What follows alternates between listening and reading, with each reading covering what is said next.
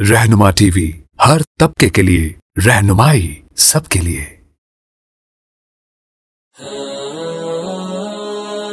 रहनुमा टीवी को सब्सक्राइब करने के बाद बेल आइकन पर क्लिक करना ना भूलें। जो अहबाब खड़े हैं उनसे दरख्वास्त है तशरीफ़ रखें। इंशाअल्लाह भी बात शुरू हो जाएगी। जितने साथी चल फिर रहे हैं माशाअल्लाह, मेंबर के सामने तो साथी बैठे हुए हैं और माशाअल्लाह एहतमाम के साथ मिल मिल के बैठे हुए हैं। पीछे जो साथी हैं उन सब से भी दरख्वास्त है कि वो हज़रात भी अज़राह करम तशरीफ़ रखें, अल्लाह की तरफ मुतवज्जे रहें। एक काम के लिए हम और आप यहाँ जमा हुए हैं। अल्लाह अज़्ज़ा व जल हमारे और आपके जमा होने को कबूल फरमाए। बहुत कीमती काम है और मेरे मोहतरम बुज़ुर्गों, हम सब के सब इस काम के सीखने वाले से भी नीचे का दर्जा है। नबियों की लाइन का काम है। अल्लाह अज़्ज़ा व जल हम सबको एहतमाम के साथ बड़ों की बात सुनने की और इस पर अमल करने की तौफीक नसीब हो। बात होगी, बयान होगा, इसके बाद इंशाअल्लाह तश्कील होगी। ये सारे वक्त में हमें एहतमाम के साथ बैठना है और जब मिंबर से ऐलान हो कि अब नमाज की तैयारी कर लीजिए तो उस वक्त में हम जो है मेरे मोहतरम बुज़ुर्गों उस वक्त में हम जो है ना तशरीफ़ ले जाएँ। आप हज़रात से बहुत ही मौदबाना दरख्वास्त है, ये आज का बयान है और फिर जो है कल सुबह बयान भी होगा और फिर इंशाअल्लाह जमातें रवाना हो जाएंगी। तो ये कुछ थोड़े से लम्हात हैं, थोड़ी घड़ियाँ हैं जिसमें हमें और आपको अल्लाह की तरफ मुतवज्जे होना है और इस वक्त का हमें फ़ायदा उठाना है। माशाअल्लाह मजमा भी बहुत तशरीफ़ ला रहा है, अल्लाह का करम है और नए नए साथी आते हैं। इन सब से भी दरख्वास्त है कि पिंडाल के अंदर काफ़ी जगह है तो वो हज़रात रास्ते के सुतूनों के पास और जो है रास्तों के दरमियान में ठहरने की बजाय उनसे मौदबाना दरख्वास्त है कि वो भी पिंडाल के अंदर आ जाएं। उसमें गुंजाइश है, वो लोग वहाँ आराम से ठहर जाएंगे। इसके लिए जितने नए साथी आ रहे हैं इनसे भी दरख्वास्त है कि वो सब के सब हिम्मत करके पिंडाल के अंदर आ जाएं। इंशाअल्लाह इनके ठहरने की, इनके रहने की सारी तरतीब बन जाएगी और ये रात अल्लाह ने दी है। हम अल्लाह से खूब दुआएं भी मांगें, लोगों को खूब तैयार करें और खूब लोगों के साथ इख्तिलात करें, तरगीब दें और जो है माशाअल्लाह चारों अमाल की बात करें, दावत की बात करें। जैसे हमारे बड़े फरमा रहे थे कि नबियों की मेहनत जो है वो अमाल का मजमा है, इसमें दावत भी है और तालीम व ताल्लुम भी है और ज़िक्र व तिलावत भी है और हुस्न अखलाक भी है। तो इन चारों अमाल के लिए हम आए हुए मजमे को तैयार करें। एक साथी बिल्कुल नया आता है, थोड़ी सी बात हो जाती है, बहुत दफ़ा ऐसा होता है वो नक़द अल्लाह के रास्ते में निकल जाता है, उसकी भी ज़िंदगी बनती है और वो सैकड़ों नहीं, हज़ारों नहीं, लाखों इंसानों की ज़िंदगियों के बदलने का ज़रिया बनता है। तो जितने साथी दूर हैं सबसे दरख्वास्त है कि वो जो है मजमे के साथ जुड़ जाएं और तशरीफ़ रखें। अल्लाह जज़ाए खैर दे। कुछ थोड़े से साथी चल फिर रहे हैं, अक्सर मजमा बैठ गया है, उनसे भी दरख्वास्त है कि वो माशाअल्लाह बैठ जाए। अल्लाह जज़ाए खैर दे। आप हज़रात बैठेंगे बस बात शुरू होने वाली है। अल्लाह आपको बहुत जज़ाए खैर दे। जो थोड़े से साथी चल फिर रहे हैं सबसे दरख्वास्त है तशरीफ़ रखें, एहतमाम के साथ, तवज्जो के साथ बात सुने, इंशाअल्लाह आपको बहुत फ़ायदा होगा। ये जितने साथी थोड़ा सा दूर हैं उनसे दरख्वास्त है कि वो खड़े हैं, इनसे दरख्वास्त है तशरीफ़ रखें। अल्लाह आप हज़रात को बहुत जज़ाए खैर। थोड़ी हिम्मत कर लीजिए और तशरीफ़ रखिए। थोड़ी सी मुशक्क़त होगी लेकिन इस पे अल्लाह बहुत कुछ देगा। कहते हैं मुशक्क़त वक्ती चीज़ है लेकिन अजर व सवाब हमेशा मिलता है। तो बड़ी नेमत अल्लाह ने दी है जी। दीन के लिए मुशक्क़त को बर्दाश्त करना ये तो अपनी ज़िंदगी की कीमत को वसूल करना है और जिस काम के लिए अल्लाह ने दुनिया में भेजा है उस काम के लिए हमारी ज़िंदगी लग जाए, कुछ घड़ियाँ लग जाए, ये कितनी बड़ी नेमत है। अल्लाह पाक हम सबको एहतमाम के साथ, कहते हैं जो बात सुनने का हक़ अदा कर देता है अल्लाह उसको अमल की तौफीक नसीब फरमाए। अब बात शुरू हो रही है। सबसे मज़ीद एक दफ़ा दरख्वास्त है आप हज़रात माशाअल्लाह जो खड़े हैं वो तशरीफ़ रखें और बाकी साथी पूरी तवज्जो के साथ पूरी बात सुने और तश्कील में भी जम के बैठे। अल्लाह हम सब के आने को, जमा होने को कबूल फरमाए। بسم اللہ الرحمن الرحیم نحمدہ ونصلی علی رسولہ الکریم۔ محترم دوستو بزرگو، اللہ کی ذات بڑی کریم ذات ہے اور اللہ رب العزت اپنے بندوں پر بہت ہی مہربان ہے۔ حق تعالی شانہ نے اپنے بندوں کو دنیا اور آخرت کی کامیابی کے لیے اپنے احکام نازل فرمائے ہیں، اور ہمارے نبی کریم صلی اللہ علیہ وسلم نے اللہ رب العزت کے حکموں پر چلنے کا ہمیں طریقہ بتلایا ہے۔ ہم سب کے سب حق تعالی شانہ کی ذات و صفات پر یقین کرتے ہوئے اس کے احکامات کے پابند بن کر چلیں گے اور نبی کریم صلی اللہ علیہ وسلم کے طریقوں کے پابند بن کر چلیں گے تو اللہ رب العزت ہمیں دنیا میں بھی کامیاب کریں گے اور آخرت کی کامیابی بھی عطا فرمائیں گے۔ دونوں جہانوں کی کامیابی کا ذریعہ اللہ رب العزت کا مبارک دین ہے، اور دین کے زندہ ہونے کا ذریعہ نبی کریم صلی اللہ علیہ وسلم کی دعوت والی محنت ہے۔ آج سب سے پہلا درجہ دعوت والی محنت کے زندہ ہونے کا ہے۔ آپ صلی اللہ علیہ وسلم والی مبارک محنت زندہ ہوگی تو حق تعالی شانہ کا مبارک دین زندہ ہوگا، اور دین انسانوں کی زندگی میں آئے گا تو انسانیت جہنم کی آگ سے بچ کر جنت میں جانے والی بنے گی۔ تو پہلا درجہ محنت کا ہے، اور نبیوں والی محنت میں سب سے پہلی بنیاد یقینوں کی تبدیلی ہے۔ یقین تبدیل ہو جائے، مخلوق کا یقین دلوں سے نکل جائے، ایک حق تعالی شانہ کی ذات عالی کا یقین دلوں کی گہرائیوں میں اتر جائے، اور دنیا میں پھیلی ہوئی چیزوں سے کامیابی کا یقین دلوں سے نکل جائے۔ نبی کریم صلی اللہ علیہ وسلم والے عملوں سے کامیابی کا یقین دلوں میں اتر جائے۔ تو پہلی بنیاد یقین کا بدل جانا ہے، اور یقینوں کی تبدیلی کا بڑا ذریعہ یہ مبارک کلمہ اور کلمے کی مبارک دعوت ہے۔ کلمے کی دعوت کو لے کے پھرنا، اوروں کو پھرنے کے لیے تیار کرنا، ایک ایک کے دروازے پر جا کر اللہ رب العزت کی بڑائی کے بول بولنا۔ اللہ ہی ہمارا مالک ہے، اللہ کے سوا کوئی ہمارا مالک نہیں ہے، اللہ رب العزت ہی پالنے والے ہیں، اللہ کے سوا کوئی ہمارا پالنے والا نہیں ہے۔ وہی درد مندوں کے درد دور کرنے والا، غم زدوں کا راحت رساں، مجبوروں کی پکار سننے والا، بے یار و مددگار کی مدد کرنے والا، ہر اکیلے کا ساتھی، ہر اکیلے کا ہمدم، اور اللہ اتنا قریب جو کسی سے دور نہیں۔ انسان اکیلا ہے تو اللہ شارک سے بھی زیادہ قریب، دو ہیں تو تیسرا اللہ موجود۔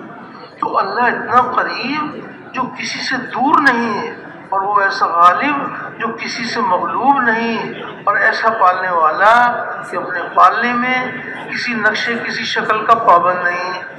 ساری کی ساری مخلوق اللہ کی محتاج، اور اللہ کسی کے محتاج نہیں، اور نہ اس کی ذات میں کوئی شریک، نہ اس کی صفات میں کوئی شریک۔ وہ اپنی ذات میں بھی یکتا، اپنی صفات میں بھی یکتا، اور نہ اس کی کوئی مثال، نہ اس کا کوئی ثانی۔ اللہ کا کوئی ثانی نہیں ہے، وہ ایک ہے، اکیلا ہے، جو چاہتا ہے اپنی قدرت سے کرتا ہے، اپنے کرنے میں کسی مخلوق کا پابند نہیں ہے۔ تو اللہ جل شانہ کی عظمت اور کبریائی کے بول اتنا بولے، اتنا سنے کہ ہمارے مردہ دل زندہ ہو جائے، اور اس بول کو لے کے پھریں اور اوروں کو پھرنے کے لیے تیار کریں۔ تو ایک ایک کے دروازے پر جا کر اپنے اپنے الفاظ میں اللہ کی بڑائی کے بول بولنا۔ تو تو حق تعالی شانوں کی عظمت اور کبریائی اس کا کوئی کنارہ نہیں ہے، اللہ کی بڑائی لامحدود ہے، اس کا کوئی کنارہ نہیں ہے۔ اللہ رب العزت اتنے بڑے ہیں، ان کے بڑے ہونے کی کوئی حد نہیں ہے۔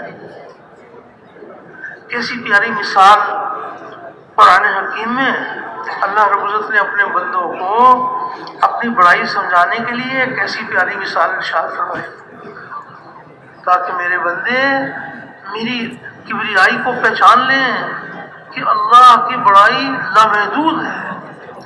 تو کیسی پیاری مثال ارشاد فرمائی، یوں آتا ہے کہ تمام دنیا بھر کے درختوں کو تراش کر قلم بنا لیں اور موجودہ سمندر اس کی سیاہی تیار کر لیں اور 7 سمندر اور اس کی کمک پر آ جائیں، اس کی سیاہی بھی تیار کر لیں، اور جس قدر مخلوقات ہیں، سارے فرشتے، سارے انسان، سارے جنات، ساری مخلوقات حق تعالی شان کی عظمت اور کبریائی، اللہ رب العزت کے کمالات لکھنا شروع کر دیں تو لکھنے والوں کی عمریں تمام ہو جائیں اور قلم گھس گھس کر ٹوٹ جائیں اور سمندروں کی سیاہی ختم ہو جائے اور اللہ کی بڑائی ختم نہ ہو۔ اللہ جل شان اتنے بڑے ہیں، ان کے بڑے ہونے کی کوئی حد نہیں ہے۔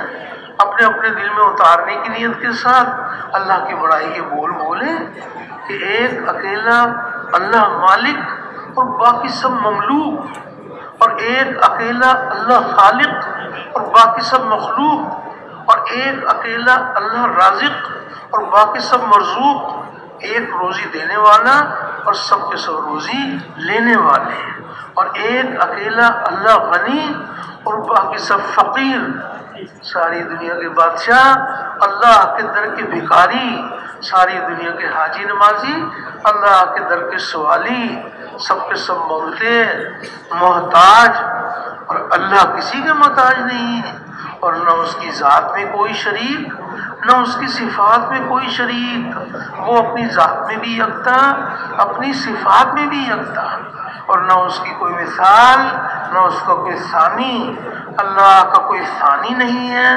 وہ ایک ہے، اکیلا ہے، جو چاہتا ہے اپنی قدرت سے کرتا ہے، اپنے کرنے میں کسی مخلوق کا پابند نہیں ہے۔ تو اللہ جل شانہ کی عظمت اور کبریائی کے بول اتنا بولیں، اتنا سنیں کہ ہمارے سوئے ہوئے دل جاگ جائیں اور اس بول کو لے کے پھریں اور دوسروں کو پھرنے کے لیے تیار کریں۔ تو اس بات کی بھی برملا دعوت دی جائے کہ جہاں جہاں سے جو کچھ ہو رہا ہے وہ تنہا اللہ کی قدرت سے ہو رہا ہے۔ جہاں جہاں سے میں ہوتا ہوا نظر آ رہا ہے، حقیقت میں یہاں سے نہیں ہو رہا، یہ اللہ کی قدرت سے ہو رہا ہے۔ اس کائنات کے ذرے ذرے کو اللہ رب العزت نے اپنی قدرت سے بنایا ہے، اور یہ جو کچھ بنا ہوا ہے یہ بنانے والے کے قبضے میں ہے۔ اس بنے ہوئے سے وہ نہیں ہوگا جو بنا ہوا چاہے گا، بنے ہوئے سے وہ ہوگا جو بنانے والا چاہے گا۔ وہ ہر چیز کے خالق بھی ہیں اور مالک بھی ہیں، اور اپنی مالک اپنی ملکیت میں جیسے چاہے تصرف کرے، ہر چیز کے وہ مالک ہیں۔ ایک ہے انسانوں کی نظر کا یقین، اور ایک ہے غیب کی خبروں پر یقین۔ نظر کا یقین غلط یقین ہے، غیب کی خبر کا یقین صحیح یقین ہے۔ انسانوں کی نظر کچھ اور بتائے گی اور غیب کی خبر کچھ اور بتائے گی۔ جو غیب کی خبریں بتا رہی ہیں اس پر یقین ہے۔ آنکھ دیکھی پر چلنے کا نام ایمان نہیں ہے، ایمان بالغیب۔ اللہ تعالیٰ اور اس کے رسول صلی اللہ علیہ وسلم نے جو غیب کی خبریں سنائیں اس پر یقین۔ نظر کچھ اور بتائے گی، خبر کچھ اور بتائے گی۔ کسی قبر کو دیکھا تو دیکھنے والوں کی نظر یہ بتائے گی کہ یہ مٹی کا ڈھیر ہے، یہ نظر بتائے گی کہ مٹی کا ڈھیر ہے، اور غیب کی خبر یہ بتا رہی ہے کہ یہ قبر جنت کے باغوں کا باغ ہے یا جہنم کے گڑھوں میں سے گڑھا ہے. تو جنت کے باغوں کا باغ انسانوں کی نظر نہیں بتائے گی، یہ تو غیب کی خبر بتائے گی.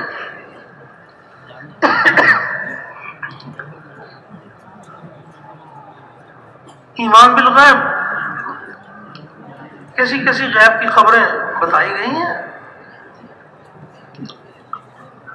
کائنات کے ذرے ذرے پر اللہ رب العزت کا تصرف ہے.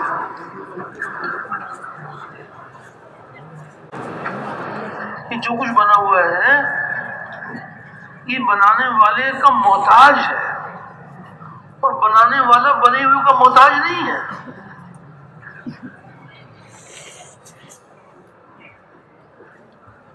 اس یقین کو دل میں اتارنے کے لیے اپنے دل کو نشانہ بنا کر اپنے آپ کو سب کے ساتھ شامل کرتے ہوئے دعوت دینا، اپنی ذات کو حقیر، ضعیف اور کمزور خیال کرتے ہوئے دعوت دینا. جن کو دعوت دے رہے ہیں ممکن ہے کہ وہ ہم سے بہت بڑھیا ایمان والے ہوں. تو دعوت دینے والے کی اپنی ترقی کا ذریعہ ہے.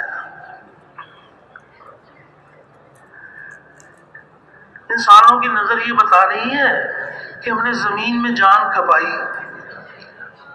بیج لگایا، پانی دیا، ہل چلایا اور زمین سے غلہ نکلا. یہ نظر بتا رہی ہے. جتنے انسان دیکھیں گے ان کی نظر یہ بتا رہی ہے کہ زمین سے غلہ نکلتا ہے. حق تعالی شان و غیب کی خبر ارشاد فرما رہے ہیں. اللہ پاک ارشاد فرما رہے ہیں کہ بتاؤ کھیتی تم اگاتے ہو یا کھیتی ہم اگاتے ہیں؟ تو کھیتی کون اگاتا ہے؟ تو اللہ اگاتے ہیں. آنکھ دیکھی پر چلنے کا نام ایمان نہیں. نبی کریم علیہ السلام کے پاس ایک شخص آیا اور وہ مشاہدے تجربے کی باتیں کر رہا ہے. جو اس کی نظر بتا رہی ہے، جو اس کی عقل بتا رہی ہے، وہ باتیں کر رہا ہے. اور نبی کریم علیہ السلام اس کو غیب کی خبر سنا رہے ہیں. اس نے آ کے سوال کیا کہ آپ یہ بتائیے کہ کام کس کے چاہنے سے ہوتا ہے؟ تو نبی کریم علیہ السلام نے ارشاد فرمایا کہ کام اللہ کے چاہنے سے ہوتا ہے. اس نے پھر اپنی دلیل پیش کی کہ دیکھو جب میں بیٹھنا چاہتا ہوں تو میں بیٹھ جاتا ہوں، دیکھو میں تو بیٹھ گیا. نبی کریم علیہ السلام نے ارشاد فرمایا کہ اللہ تعالیٰ نے تیرے بیٹھنے کو چاہ لیا تھا. یہ آپ نے فرمایا. پھر اس نے کہا کہ دیکھو میں جب کھڑا ہونا چاہتا ہوں تو میں کھڑا ہو جاتا ہوں. نبی کریم علیہ السلام نے فرمایا کہ اللہ نے تیرے کھڑے ہونے کو چاہ لیا تھا. پھر اس نے دلیل پیش کی کہ جو کھجور کا درخت میں کاٹنا چاہتا ہوں تو میں کاٹ لیتا ہوں، نہیں کاٹنا چاہتا تو نہیں کاٹتا. آپ نے فرمایا اللہ نے چاہا تو وہ کٹے گا، اللہ نے نہیں چاہا تو وہ نہیں کٹے گا. وہ تو اللہ کے چاہنے سے ہوگا. انسان کے ارادے کا نام طلب وجود ہے، اللہ کے ارادے کا نام وجود ہے. انسان کاسب ہے، خالق نہیں ہے. یہ کوشش کر سکتا ہے لیکن کسی چیز کا وجود نہیں بنا سکتا. وجود کے سارے سلسلے یہ ایک ذات کی قدرت سے چل رہے ہیں. سب کے سب وجود پانے والے ہیں، وجود دینے والی ایک ذات ہے. تو آپ نے بات کی تو اللہ کی شان، اللہ کی طرف سے جبرائیل علیہ السلام نبی کریم علیہ السلام کے پاس اللہ کا پیغام لے کے حاضر ہوئے. اور جبرائیل علیہ السلام نے عرض کیا کہ آپ نے جو اس کو یہ دلیل دی ہے تو یہ دلیل بھی اللہ ہی نے آپ کو سجائی ہے. جیسے ابراہیم علیہ السلام کو اللہ نے سجائی، ایسے اللہ نے آپ کو سجائی. تو جہاں جہاں سے جو کچھ ہو رہا ہے وہ اللہ کی قدرت سے ہو رہا ہے. تو برملا اس بات کی دعوت دی جائے کہ ایک اللہ ہی کی ذات سے سب کچھ ہوتا ہے اور اللہ کے غیر سے کچھ نہیں ہوتا. اللہ کا سارا غیر اللہ کے ارادے کے بغیر کچھ نہیں کر سکتا، اور اللہ رب العزت سارے غیر کے بغیر سب کچھ کر سکتے ہیں، سارے غیر کے بغیر سب کچھ کر سکتے ہیں۔ اس یقین کو دل میں اتارنے کے لیے محنت ہے، رو رو کے اللہ پاک سے دعائیں مانگنی ہیں، دعوت بھی دی جائے اور رو رو کے دعائیں بھی مانگی جائیں کہ یا الہی نوکے زبان کی بات میرے دل میں اتار دے۔ ایمان کی جگہ دل ہے، زبان تو ایمان کے اظہار کی جگہ ہے۔ زبان سے انسان وہ باتیں بھی کہتے ہیں جو دل میں نہیں ہوا کرتی، اور وہ بات بھی کہتے ہیں جو دل میں ہوا کرتی ہے۔ وہ تو دل کی گہرائیوں میں ہے، دلوں کی گہرائیوں کے اندر یقین اتر جائے تو بار بار اللہ کی بڑائی کے بول بولنا، محتاج بن کر سننا، رو رو کے اللہ پاک سے دعائیں مانگنا، اور دوسروں کو دعوت کے لیے تیار بھی کرنا۔ ایک ہے اکیلے دعوت دینا، ایک ہے سب کو تیار کرنا، کیوں کلمے کی دعوت یہ اللہ جل شانہ کا احسان ہے اس امت پر کہ اللہ پاک نے اس امت کو نبیوں والا کام، خاتم النبیین والی مبارک محنت آپ کی پوری امت میں منتقل فرمائی ہے۔ یہ مبارک کلمہ دلوں کی زینت بن جائے، اس کے لیے نبی کریم علیہ الصلوۃ والسلام کے طریقے پر محنت ہے۔ یہ وہ مبارک کلمہ ہے کہ تمام انبیاء علیہ السلام کلمے کی آواز کو لے کر اٹھے، کلمے کی آواز کو لے کر اٹھے۔ اللہ کے غیر سے ہو جانے کا سارے ہی نبیوں نے انکار کیا، اللہ پاک کی قدرت سے سب کچھ اور ہر طرح ہو جانے کو سارے ہی نبیوں نے بتلایا، اور اللہ پاک کی لامحدود قدرت سے فائدے حاصل کرنے کے لیے انبیاء علیہ السلام نے اعمال کے طریقے بتلائے، وہ اعمال بتلائے جن اعمال پر اللہ رب العزت راضی ہو کر دنیا میں بھی کامیابیوں کے دروازے کھولتے ہیں اور آخرت کی کامیابیاں بھی عطا فرماتے ہیں، وہ اعمال بتلائے۔ تو جن لوگوں نے انبیاء علیہ السلام کی کلمے والی بنیاد کو تسلیم کر لیا، یعنی حق تعالی شانہ کی ذات عالی پر یقین لائے اور انبیاء کرام کے دیے ہوئے اعمال سے وابستگی حاصل کی، وہ پھلے پھولے اور چمکے، اور اللہ نے اپنی قدرت سے ان کو کامیاب کر دیا۔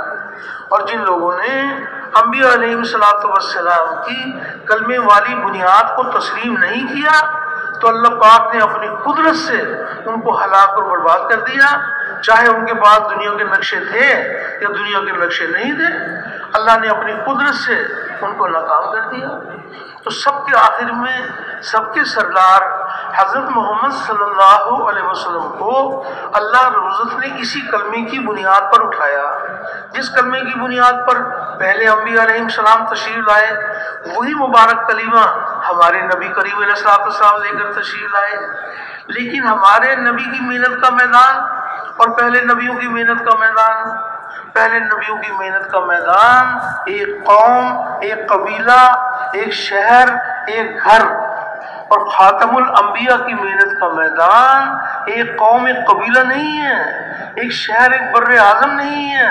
آپ صلی اللہ علیہ وسلم کی محنت کا میدان تمام عالم بھر کے انسان اور قیامت تک آنے والے سارے انسان ہمارے نبی کریم علیہ السلام کی محنت کا میدان قرار دیے گئے۔ اس قدر جامع محنت ہے۔ پہلے انبیاء علیہ السلام کسی ایک ایک شکل کے مقابلے میں کلمے کی آواز کو لے کر اٹھے، شعیب علیہ السلام تجارت کی شکل کے مقابلے میں کلمے کی آواز کو لے کر اٹھے، نوح علیہ السلام اکثریت کی شکل کے مقابلے میں کلمے کی آواز کو لے کر اٹھے، ابراہیم علیہ السلام حکومت کی شکل کے مقابلے میں کلمے کی آواز کو لے کر اٹھے۔ ہمارے نبی کریم علیہ السلام تمام دنیا میں پھیلی ہوئی ساری شکلوں کے مقابلے میں کلمے کی آواز کو لے کر اٹھے۔ یہ محنت اس قدر جامع محنت ہے کہ تمام عالم بھر کے انسان اور قیامت تک کے انسان۔ تو ہمارے نبی کریم علیہ السلام کو اللہ رب العزت نے جس قدر محنت کا میدان وسیع عطا فرمایا، اسی قدر عملہ بھی وسیع عطا فرمایا، اس قدر وسیع عملہ عطا فرمایا کہ جو بھی ایمان لے آئے، جو بھی ایمان لے آئے، شہر والے ہوں یا دیہات والے ہوں، پڑھے لکھے ہوں یا ان پڑھ ہوں، مرد ہوں یا عورتیں ہوں، شہر والے ہوں دیہات والے ہوں، جو بھی ایمان لے آئے وہ ایمان لائے اور نبی کریم صلی اللہ علیہ وسلم کی دعوت والی محنت میں شامل ہو جائے۔ نبی کریم علیہ السلام نے شروعی دن سے تمام طبقات کو اپنے والی محنت کے ساتھ جوڑا، ہر مسلم کو کلمے کی آواز لگانے والا بنایا۔ ایک ہے بس کلمہ پڑھ لو اور کلمے والی زندگی گزارو، اور ایک ہے بھائی کلمہ پڑھو، کلمے والی زندگی گزارو اور کلمے کی آواز لگاؤ۔ یہ مبارک کلمہ یہ دلوں کی گہرائیوں میں جب اتر جائے گا تو اللہ جل شانہ کی رحمتوں کے دروازے کھل جائیں گے۔ ٹھیک ہے، اس میں شک نہیں ہے کہ اس مبارک کلمے کی جڑیں دلوں میں قائم کرنے کے لیے مجاہدہ ہے، قربانی ہے۔ جتنی قیمتی چیز ہوتی ہے اسی کے بقدر اس کے اوپر جان بھی کھپائی جاتی ہے۔ تو یہ صحیح ہے کہ اس کے لیے جان کھپانی ہے، ہر امتی کو جان کھپانے کے لیے تیار کرنا ہے تاکہ پوری کی پوری امت نبی کریم علیہ السلام کی مبارک محنت کرنے والی بن جائے۔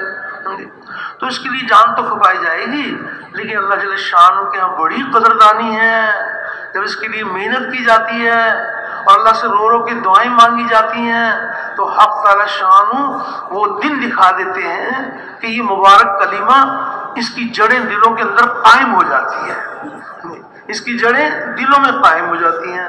تو یہ ایسا شجرہ طیبہ، یہ ایسا پاکیزہ درخت ہے کہ جب اس کی جڑیں دلوں کے اندر قائم ہو جاتی ہیں تو اس کی شاخیں آسمانوں پر پہنچتی ہیں، اس کی شاخیں آسمانوں پر پہنچتی ہیں، ان کے اعمال جو ہے نا اللہ کے یہاں جاتے ہیں۔ ایسا پاکیزہ درخت ہے شجرہ طیبہ۔ اب جڑوں کی دلوں کے اندر جڑیں قائم ہو جائیں تو اس کے لیے جب محنت کی جاتی ہے تو اللہ جل شانہ کو کتنا رحم آتا ہے، کتنا پیار آتا ہے کہ دیکھو میرے بندے یہ میرے حکم کے تابع ہیں، یہ اللہ کا حکم ہے۔ ایمان لانا اللہ کا حکم ہے، ایمان کی حقیقت تک پہنچنا یہ اللہ کا حکم ہے۔ اللہ پاک ہی فرما رہے ہیں کہ اے ایمان والو ایمان لاؤ۔ ایمان والے تو تم ہو، جس کو اللہ ایمان والا کہہ دے اس کے ایمان والے میں کیا شک ہے؟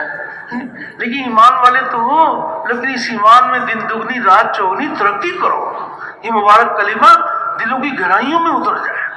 تو جب یہ مبارک کلمہ دلوں میں اتر جائے گا اور اس کی شاخیں آسمانوں پر پہنچیں گی، اور یہ ایسا پھل آور درخت ہے کہ ہر موسم میں اس کا پھل ملے گا۔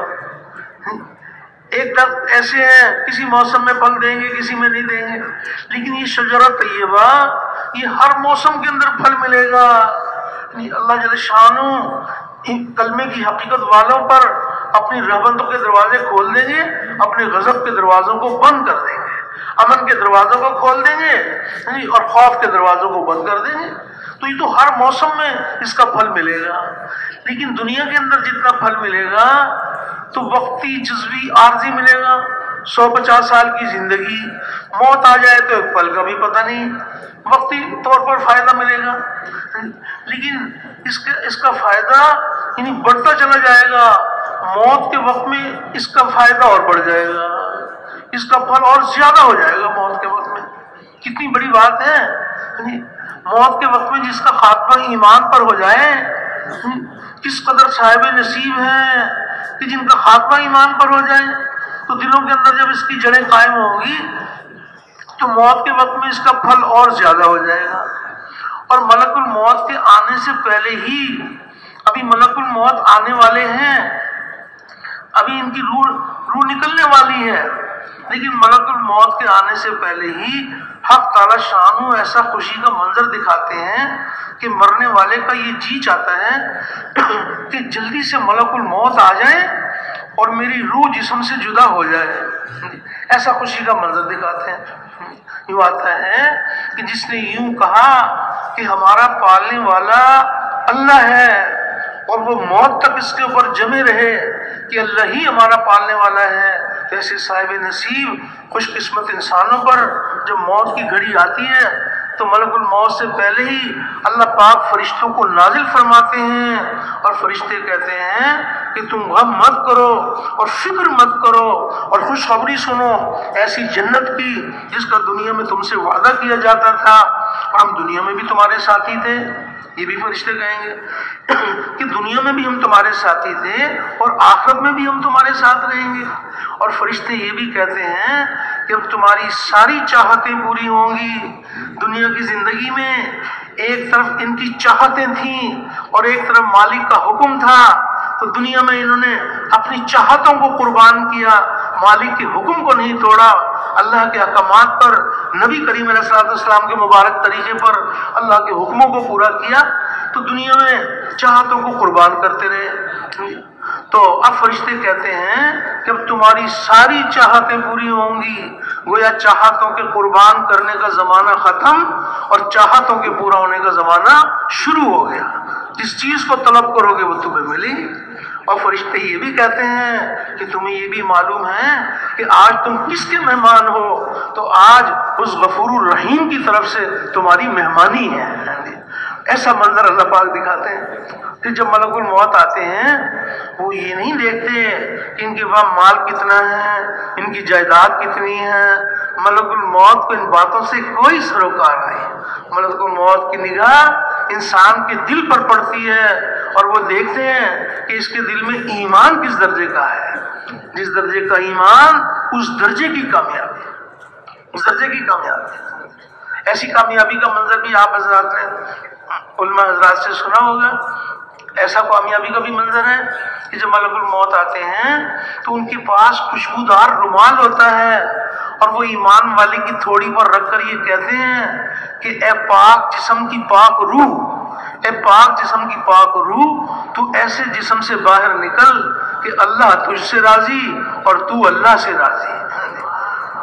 اور روح جسم سے ایسے جدا ہوتی ہے جیسے آٹے میں سے بال نکالا جاتا ہے۔ اتنی بڑی کامیابی ملے گی کلمے کی حقیقت والوں کو۔ تو موت کے وقت میں اس کا پھل اور بڑھ جائے گا، اور فرشتے رغبت کرتے ہیں کہ اس پاکیزہ روح کو اللہ کے دربار میں ہم لے کے جائیں۔ آسمانوں میں خوشبو مہک رہی ہوتی ہے، ہر آسمان پر اس کا استقبال ہوتا ہے۔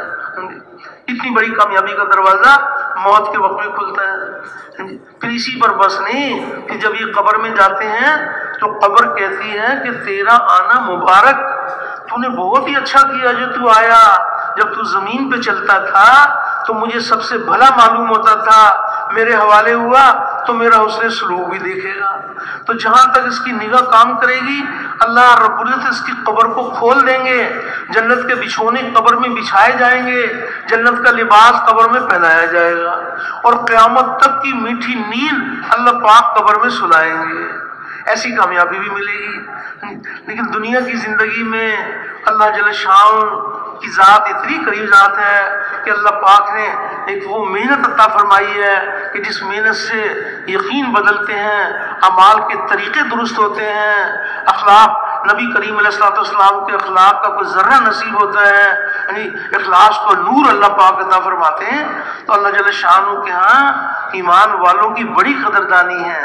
اس میں شک نہیں ہے کہ آج ایمان کی حقیقت حاصل کرنے کے لیے یعنی اللہ کو راضی کرنے کے لیے محنت کرنی پڑتی ہے، لیکن اللہ جل شانہ جب ایمان کی حقیقت عطا فرما دیتے ہیں تو ایمان والوں کے ساتھ اللہ کے وعدے ہیں۔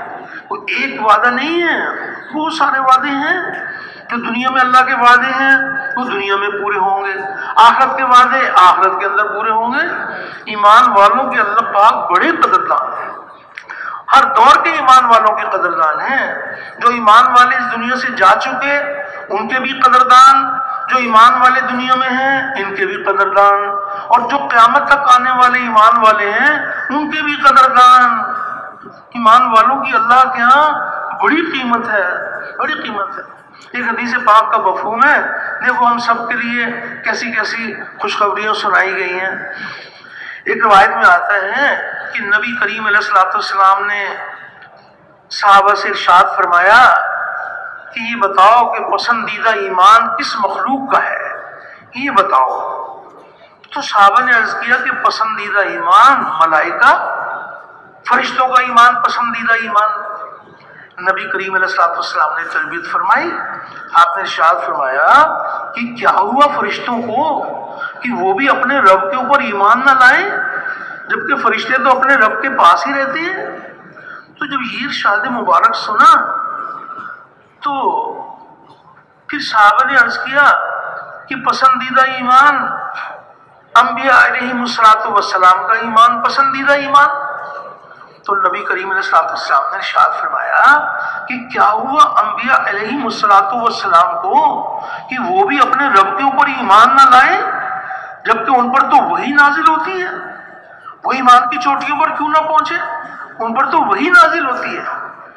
तो ये इरशाद मुबारक सुना कि बात तो फरिश्तों की भी आ गई, नबियों की भी आ गई, तो हम नबी करीम अलैहिस्सलाम के सहाबा हैं, तो मुमकिन है फिर हमारा ईमान पसंदीदा ईमान निकल आए। तो सहाबा ने अर्ज किया कि पसंदीदा ईमान हमारा, अपने बारे में अर्ज किया। तो नबी करीम अलैहिस्सलाम ने तरबियत फरमाई। आपने इरशाद फरमाया कि क्या हुआ तुम्हें कि तुम भी अपने रब के ऊपर ईमान ना लाओ, जबकि मैं तो तुम्हारे सामने मौजूद हूँ और नफ्स नफीस खातमुल अंबिया सहाबा के साथ हो, तो सहाबा ईमान की चोटियों पर क्यों ना पहुंचे। आपने फरमाया कि मैं तो तुम्हारे सामने मौजूद हूँ। तो इतनी बातें कहलवाकर हम सब के लिए खुशखबरी सुनाई और क़यामत तक के ईमान वालों के लिए खुशखबरी सुनाई नबी करीम अलैहिस्सलाम ने। तो आपने इरशाद फरमाया कि पसंदीदा ईमान उन लोगों का है जो मेरे बाद में आएंगे और मुझे देखे बगैर ईमान लाएंगे। किताबें उनके पास होंगी और मुझे देखे बगैर ईमान लाएंगे। तो ईमान वालों के अल्लाह पाक बड़े कदरदान हैं, बड़े कदरदान हैं। हर दौर के ईमान वालों की कीमत है। फिर एक रिवायत में ये बात भी आती है कि नबी करीम अलैहिस्सलाम ने इरशाद फरमाया खुशखबरी हो उनके लिए जिन्होंने मुझे देखा और वो ईमान लाए। ये फरमाया आपने, खुशखबरी हो उनके लिए कि जिन्होंने मुझे देखा और वो ईमान लाए। और आपने फरमाया 7 मर्तबा खुशखबरी हो उनके लिए जिन्होंने मुझे नहीं देखा और वो ईमान लाए। उलमाए किराम फरमाते हैं ये 7 से मुराद 7 नहीं, बल्कि बार बार खुशखबरी हो उनके लिए कि जिन्होंने मुझे नहीं देखा और वो ईमान लाए। तो ईमान वालों की अल्लाह के यहाँ बड़ी कदरदानी है। और ईमान वो अल्लाह की नेमत है कि हर मंजिल के ऊपर कामयाबी का जरिया है। दुनिया की जिंदगी में भी अल्लाह के किस कदर वादे हैं। अल्लाह पाक ये इरशाद फरमा रहे हैं, अल्लाह अकबर, कितनी बड़ी बात है। अल्लाह पाक इरशाद फरमा रहा है कि फिर हमने अपने रसूलों को बचा लिया और हमने ईमान वालों को निजात दी, और इसी तरह हम पर हक है कि हम ईमान वालों को निजात देते रहेंगे। ये अल्लाह के वादे हैं और अल्लाह के वादे हक हैं और अल्लाह के वादे पूरे होने के लिए हैं। वो करीम आका किस कदर ईमान वालों पर मेहरबान है। और ये भी बात आती है, आप हज़रात से सुनते रहते हैं कि अल्लाह पाक ये भी फरमा रहे हैं कि ईमान वालो तुम मेरे मददगार यानी मेरे दीन के मददगार बन जाओ और मैं तुम्हारी मदद करूंगा और मैं तुम्हारे कदम जमा दूंगा। हक ताला शान किसी के कदम जमा दे तो सारी मखलूक मिलकर उसके कदम को हिला नहीं सकती। ये अल्लाह के वादे हैं और अल्लाह के वादे पूरे होने के लिए हैं। तो ईमान वालों की अल्लाह के बड़ी कदरदानी है। और ये भी अल्लाह पाक अल्लाह जल्ल शान अपने कर्म के दरवाजे जब खोलते हैं तो कैसे अल्लाह ने खोल के ईमान वालों के लिए क्या क्या कामयाबियां बतलाई हैं। ये भी ईमान वालों की शान है कि ईमान की हालत में कोई मर्द हो या औरत हो जो नेक अमाल करेंगे, हम उनको हयात तय्यबा, उनको पाकीज़ा जिंदगी अता फरमाएंगे। ये अल्लाह का वादा है। ईमान और अमाल पर अल्लाह के वादे हैं और अल्लाह के वादे पूरे होने के लिए हैं। ये अल्लाह का वादा है। हयात तय्यबा, इसकी तफसील अगर आप कहीं उलमाए किराम से अगर इसकी पूरी तफसील मालूम करें तो फिर आपके सामने बात आएगी कि दुनिया के अंदर ये मालिक का कितना बड़ा एहसान है कि वो मालिक अपने बंदों पर इतना मेहरबान हो जाए कि उनको हयात तय्यबा अता फरमा दे। तो अल्लाह के वादे हैं, तो एक वादा नहीं, बहुत सारे अल्लाह के वादे हैं। तो अल्लाह जल्ल शान हम सबकी तरबियत फरमाए। हमारे नबी करीम अलैहिस्सलाम को अल्लाह पाक ने जो मुबारक कलीमा अता फरमाया, ये हर मंजिल पर कामयाबी का जरिया है। अगर ये ज़बान के सिर्फ बोल है, अगर ये कलमा सिर्फ ज़बान पर है تو یہ کلمے کا بول ہے، یہ بھی نفع سے خالی نہیں ہے۔ اور اگر کہیں کاغذ کے اوپر لکھا ہوا ہے تو کلمے کی تحریر ہے، اور یہ مبارک کلمہ دلوں کی گہرائیوں میں اترا ہوا ہے تو یہ کلمہ ہے۔ کلمہ وہ ہے جو دلوں کی گہرائیوں کے اندر اتر جائے۔ تو اللہ کو راضی کرنے کے لیے اس کے لیے محنت کی جائے گی، اللہ پاک سے رو رو کے دعائیں مانگی جائیں گی۔ تو یہ ایسا پھلاور درخت ہے کہ ہر منزل پر اس کا پھل بڑھتا چلا جائے گا۔ قبر میں جائیں گے تو اس کا پھل اور زیادہ ہو جائے گا۔ پھر آپ تعالی شان اپنی قدرت سے اللہ پاک وہ دن دکھائیں گے جس نے اپنی قدرت سے اس کائنات کو بنایا ہے، اس کے ذرے ذرے کو بنایا ہے۔ وہ اللہ پاک اپنی قدرت دکھائیں گے کہ یہ سارے آسمان، ساری زمینیں، چھوٹے بڑے اس کے سارے نقشے یہ جس کے حکم سے بنے تھے اسی کے حکم سے ختم ہو جائیں گے، ختم ہو جائیں گے۔ مخلوق نام کی کوئی چیز باقی نہیں رہے گی۔ عرش کے اٹھانے والے فرشتوں کی روح بھی نکال دی جائے گی۔ یہ جو کچھ بنا ہوا ہے یہ بنانے والے نے اپنی قدرت سے بنایا ہے، اور یہ جب تک باقی ہے جب تک اللہ چاہتے ہیں، اللہ چاہیں گے وہ دن اللہ پاک دکھائیں گے۔ ہم سب کا ایمان ہے کہ حشر کا میدان قائم ہوگا، قیامت آئے گی، تو حق تعالی شان اپنی قدرت سے سارے نقشے کو ختم کر دیں گے۔ ساتوں آسمان، ساتوں زمینیں، چھوٹے بڑے سارے نقشے سب ختم۔ عرش کے اٹھانے والے فرشتوں کی روح بھی نکال دی جائے گی۔ تو جب یہ سارا نقشہ ختم ہو جائے گا تو ملک الموت اسرائیل علیہ السلام حق تعالی شان سے یہ عرض کریں گے کہ باری تعالیٰ اب تو آپ کی ذات باقی اور چار ہم باقی، آپ کی ذات باقی اور چار ہم باقی۔ تو چار کون کون سے باقی؟ جبرائیل علیہ السلام، میکائیل علیہ السلام، اسرافیل علیہ السلام، اسرائیل علیہ السلام، باقی تو سب ختم۔ تو ملک الموت عرض کریں گے کہ آپ کی ذات باقی، چار ہم باقی۔ تو حق تعالی شانو کا حکم ہوگا ملک الموت کو کہ ان تین فرشتوں کی روح بھی نکال دو۔ تو ملک الموت ان تین فرشتوں کی روح بھی نکال دیں گے۔ کون کون سے فرشتے کی روح نکال دیں گے جناب؟ جبرائیل علیہ السلام، میکائیل علیہ السلام، اسرافیل علیہ السلام، ان کی روح بھی نکال دیں گے، یہ بھی ختم۔ تو اب ملک الموت اللہ پاک سے عرض کریں گے کہ اے باری تعالیٰ تو آپ کی ذات باقی اور میں باقی۔ تو اللہ پاک کا حکم ہوگا ملک الموت کو کہ تم بھی مر جاؤ۔ تو اللہ کے حکم سے ملک الموت بھی ختم۔ تو اب کس کی ذات باقی ہے؟ اللہ پاک ارشاد فرمائیں گے کہ آج بتاؤ کہ آج کس کی سلطنت ہے؟ تو کوئی مجازی کہنے والے بھی نہیں ہوں گے۔ اللہ پاک ارشاد فرمائیں گے کہ آج اس واحد القہار کی حکومت ہے۔ اللہ جل شانہ اپنی قدرت دکھائیں گے۔ مالک یوم الدین، دنیا میں اللہ پاک اپنی قدرت دکھا رہے ہیں تدریجاً۔ دنیا میں انسان عالم ارواح سے عالم دنیا میں تدریجاً آ رہے ہیں، تھوڑے تھوڑے آ رہے ہیں، اللہ کا نظام۔ دنیا میں کبھی خوف، کبھی امن، کبھی تونگری، کبھی فقر، لیکن مالک یوم الدین، اس دن جو اللہ کے فیصلے ہوں گے وہ مستقل فیصلے ہوں گے۔ جن کی کامیابی کا فیصلہ ہوگا وہ ہمیشہ ہمیشہ ہمیشہ ہمیشہ کامیاب رہیں گے، اور جن کی ناکامی کا فیصلہ ہوگا وہ ناکام رہیں گے۔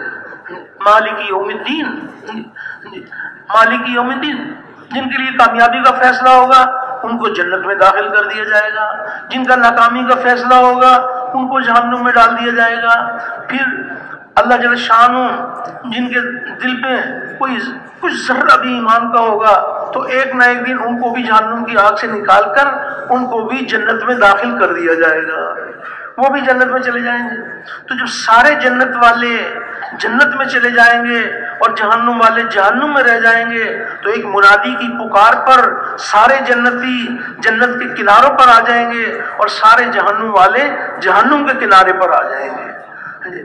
تو وہاں پر یعنی ان کو جہنم والوں کو ان کے حصے کی جنت دکھائی جائے گی کہ دیکھو تمہارے حصے کی یہ جنت بھی تھی۔ تو اس جنت کو دیکھ کر ان کو اتنا صدمہ ہوگا، اتنا غم ہوگا کہ ہم اتنی بڑی کامیابی سے محروم ہو گئے، ان کو غم ہوگا۔ اور جنت والوں کو ان کے حصے کی جہنم دکھائی جائے گی کہ دیکھو تمہارے حصے کی جہنمی تھی، تو وہ جب اس کی ہولناکیوں کو دیکھیں گے تو کس قدر جو ہے نا اللہ کا شکر ادا کریں گے کہ یا الہی ہم اتنی بڑی ناکامی سے بچ گئے، تو نے ہمیں اتنی بڑی کامیابی عطا فرما دی۔ مالک یوم الدین، اللہ کے فیصلے مستقل فیصلے ہوں گے۔ پھر وہاں جنت اور جہنم والوں کے درمیان میں پھر وہاں موت کو ذبح کیا جائے گا، پھر موت کو ذبح کیا جائے گا۔ تو جب وہاں موت کو ذبح کیا جائے گا تو پھر جہنم والوں کو اس کا صدمہ ہوگا کہ کاش اگر موت ہی ہوتی تو ہم مر جاتے، اب کبھی ہمیں موت بھی نہیں آئے گی۔ اور جنت والوں کو اس کی خوشی ہوگی، اب ہمیشہ ہمیشہ کی بہاروں میں رہیں گے، اب کبھی ہمیں موت نہیں آئے گی۔ تو مالک یوم الدین، اس دن جو اللہ کے فیصلے ہوں گے وہ مستقل فیصلے ہوں گے، مستقل فیصلے ہوں گے۔ یہ سارا نقشہ جو کچھ اللہ نے اپنی قدرت سے بنایا ہے یہ بنانے والے کے قبضے میں ہے، اور جب اللہ پاک کا ارادہ ہوگا تو اپنی قدرت سے اس کو ختم کر دیں گے۔ تو اس کا یقین دل میں اتر جائے، جتنی بھی غیب کی خبریں ہیں ہر خبر کا یقین دل میں اتر جائے، اور مشاہدے تجربے کا یقین دلوں سے نکل جائے۔ جہاں جہاں سے جو کچھ بھی ہو رہا ہے وہ تنے تنہا اللہ کی قدرت سے ہو رہا ہے۔ کائنات کے ذرے ذرے میں اس کا غیبی ہاتھ ہے جو کام کر رہا ہے۔ ہمیں جو چیز ہمیں نظر آتی ہے، جس سے کچھ ہوتا ہوا نظر آتا ہے، ہم یہ سمجھتے ہیں کہ یہاں سے ہو رہا ہے، وہ تو اللہ کی قدرت اس کے اندر ظاہر ہو رہی ہے۔ اللہ کی پہچان، کائنات کے ذرے ذرے میں اللہ کی پہچان، یہ جو کچھ اللہ نے بنایا ہے یہ بنانے والے کو پہچانے کہ بنانے والا کون ہے۔ بنے ہوئے کو دیکھا اور بنے ہوئے میں گم ہو گئے تو دل میں ظلمت پیدا ہوگی، اور بنے ہوئے کو دیکھا اور بنانے والے میں گم ہو گئے تو دل میں نور پیدا ہوگا، دل میں نور پیدا ہوگا۔ جو کچھ بنا ہوا ہے اس کا اپنا کوئی کمال نہیں ہے، وہ تو بنانے والے کی قدرت ہے، اور وہ اللہ نے اس کو بنا کر آزاد نہیں چھوڑا ہوا، بلکہ ہر چیز پر اللہ کا قبضہ ہے، اس کی قدرت کام کر رہی ہے۔ جہاں جہاں سے جو کچھ ہو رہا ہے وہ اللہ کی قدرت سے ہو رہا ہے۔ ظاہر میں ہمیں یہ نظر آتا ہے کہ پیاس آئی تو یہ پیاس جو ہے نا یہ ہمارے بدن میں سے نکلی، یہ نظر آتا ہے، بدن سے محسوس ہوئی، اور پھر سامنے پانی ہے تو اب ظاہری صورت یہ نظر آتی ہے کہ پیاس آ گئی، پانی سے پیاس دور ہو جائے گی۔ مشاہدہ تجربہ یہ بتا رہے ہیں کہ جب پیاس آئے تو پانی پیو تو پیاس دور ہو جاتی ہے، لیکن غیب کی خبر یہ بتا رہی ہے کہ پانی اللہ کے ارادے کے بغیر پیاس دور نہیں کر سکتا، اور اللہ رب العزت پانی کے بغیر پیاس دور کر سکتے ہیں۔ اللہ چاہیں گے تو پانی کو ذریعہ بنا لیں گے پیاس کے دور کرنے کا، نہیں چاہیں گے تو کوئی ساری دنیا کا پانی پی لے اس کی پیاس نہیں بجھے گی۔ تو پیاس اللہ پاک کی قدرت سے بجھتی ہے۔ پانی پیاس بجھانے میں اللہ کے حکم کا پابند ہے، اور اللہ جل شانہ پیاس بجھانے میں پانی کے پابند نہیں ہے۔ پانی کو اللہ نے اپنی قدرت سے بنایا ہے۔ اب پیاس آ گئی، اب پانی گلاس میں پانی ہمارے سامنے ہے، نظر یہ بتا رہی ہے کہ بس ہم پانی پیئیں گے پیاس دور ہو جائے گی، لیکن اس پانی میں جو اللہ کا حکم آیا ہے جس کے حکم سے پیاس دور ہوگی وہ حکم نظر نہیں آتا، وہ حکم نظر نہیں آتا۔ ایمان بالغیب، ذرے ذرے میں اس کا حکم، اس کا ارادہ کام کر رہا ہے۔ تو جو پانی میں اللہ کا حکم ہے جس کے حکم سے پیاس دور ہوگی وہ حکم نظر نہیں آتا، اور حکم بھی پردے میں اور حاکم بھی پردے میں، اور پانی مشاہدے میں، پانی مشاہدے میں۔ محنت اگر نہ کی تو یقین یہ بن جائے گا کہ پانی سے پیاس بجھتی ہے۔ جب پیاس آئے گی لاؤ بھائی پانی، اور ایک یہ ہے کہ بھائی پیاس آئی ہے تو یہ پیاس جو ہے نا یہ کس کے خزانے سے آئی ہے؟ انسان کا جسم حاجتوں کا برتن، انسان کا جسم حاجتوں کا برتن، خزانے الہی سے حاجتیں اس کے جسم میں اتاری جاتی ہیں۔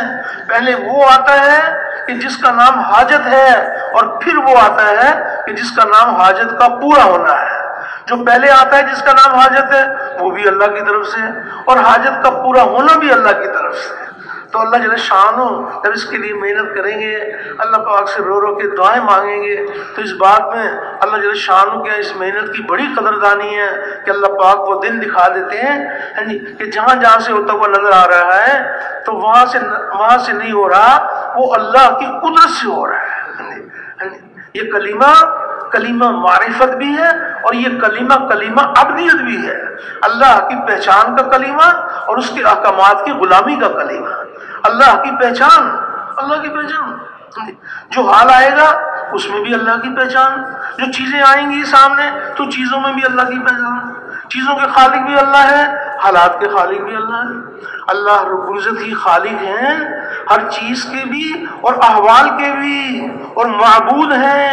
تو جو اس بات کا اقرار کرے اور حقیقتاً اسی طرح سمجھے تو براہ راست اللہ اپنی قدرت سے اس کو پالتے ہیں۔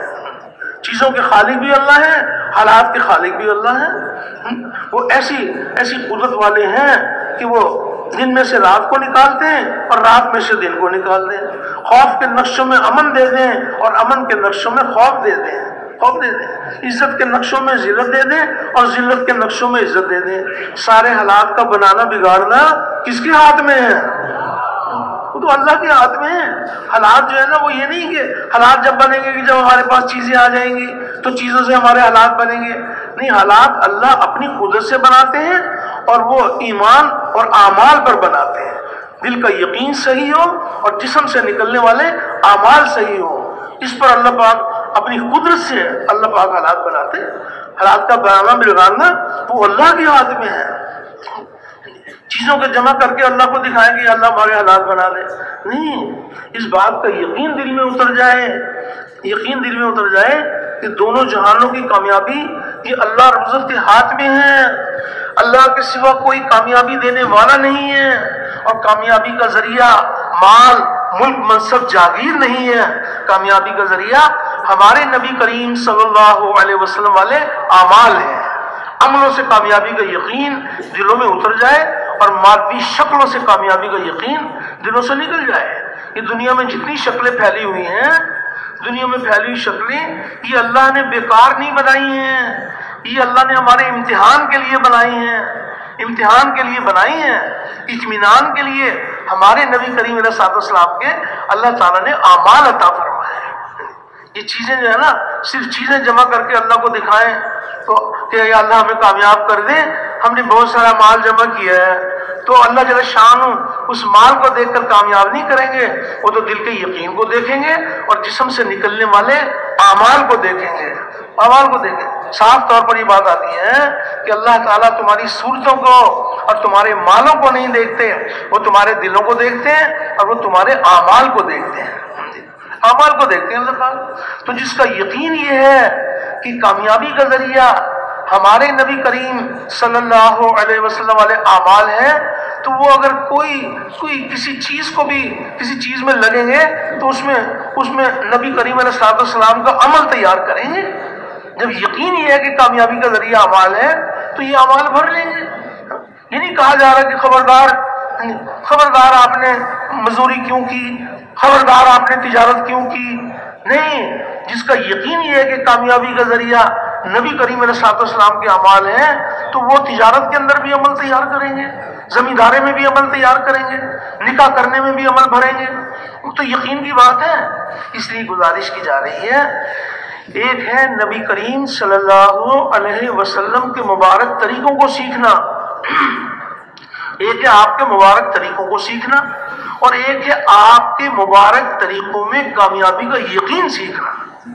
جو صرف آپ کا طریقہ سیکھ لیں گے اور آپ کے طریقوں میں کامیابی کا یقین نہیں سیکھیں گے، وہ کبھی آپ کے طریقے پہ چلیں گے اور کبھی آپ کے طریقے کو چھوڑ دیں گے۔ اور جو آپ کے مبارک طریقوں میں کامیابی کا یقین سیکھ لیں گے تو وہ پھر آپ کے مبارک طریقے کو ضائع نہیں کریں گے۔ چیزیں آتی ہیں تو آئیں، جاتی ہیں تو جائیں، اللہ کا حکم نہ ٹوٹے اور نبی کا طریقہ نہ چھوٹے۔ چیزیں جو ہے نا اللہ نے امتحان کے لیے بنائی ہیں۔ اب جس کا یقین یہ ہے کہ کامیابی کا ذریعہ اعمال ہے، اس کی نوعیت اور ہے، اور جس کا یقین ہے کہ یہ چیزیں کامیابی کا ذریعہ ہیں، وہ چیزوں کے پیچھے بھاگیں گے اور چیزوں کو جمع کریں گے۔ اعمال کے یقین والے اعمال کے پیچھے بھاگیں گے اور اعمال کا خزانہ جمع کریں گے۔ کسی تاجر کا یقین ہے کہ کامیابی اللہ کے ہاتھ میں ہے اور کامیابی کا ذریعہ اللہ تعالیٰ کا حکم، نبی کا طریقہ ہے، وہ یقین سیکھا ہوا تھا اور تجارت کرنا چاہتے تھے، تو تجارت کرنے سے پہلے رک گئے اور مفتی صاحب کی خدمت میں حاضر ہو گئے کہ مفتی صاحب میں تجارت کرنا چاہتا ہوں، تو آپ تجارت کے مسائل مجھے سکھا دیں تاکہ میں اس میں اللہ کا حکم، نبی کا طریقہ بھر لوں۔ صرف تجارت میں تو کامیابی نہیں ملے گی، کامیابی کا ذریعہ تو اللہ کا حکم، نبی کا طریقہ ہے، تو آپ مجھے اس کے مسائل سکھا دیں۔ مفتی صاحب نے شفقت فرمائی اور انہیں ان کی تجارت کے احکام، ان کے مسائل سکھا دیے۔ انہوں نے اپنی تجارت میں نبی کریم علیہ الصلوۃ والسلام کا عمل بھر لیا، عمل تیار کر لیا۔ ایک اور صاحب، انہوں نے بھی تجارت کرنی تھی، نہ تجارت کرنے میں نہ اللہ کے حکم کی پرواہ، نہ نبی کے طریقے کی پرواہ، رواجی طریقے سے تجارت کر لی۔ تو تجارت تو دونوں کے پاس ہے، تو حق تعالی شان اپنی قدرت سے کس کو کامیاب کریں گے، کس کو ناکام کریں گے۔ تو جس کے پاس صرف تجارت ہے، اس میں اللہ کا حکم، نبی کا طریقہ نہیں بھرا ہوا، تو اللہ پاک اپنی قدرت سے اس تاجر کو ناکام کریں گے۔ اور جس تاجر نے اپنی تجارت میں اللہ کے حکم کو نبی کے طریقے سے پورا کیا ہوگا، اللہ پاک اپنی قدرت سے اس کو کامیاب کریں گے۔ سچے تاجروں کا حشر کس کے ساتھ ہوگا؟ سچے تاجروں کا حشر انبیاء اور صدیقین کے ساتھ ہوگا۔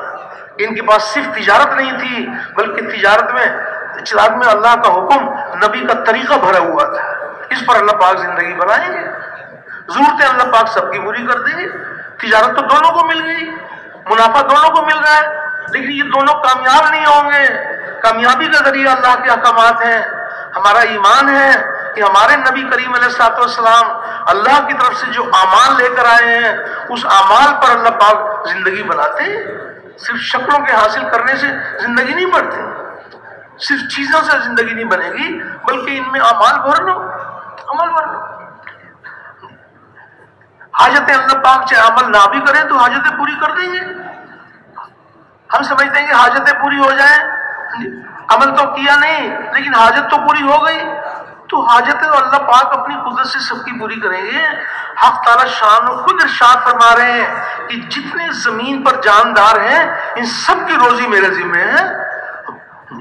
اتنی بات نہیں ہے کہ بس ضرورت پوری ہوگی تم کامیاب، ضرورتیں تو اللہ سب کی پوری کر دیتے ہیں۔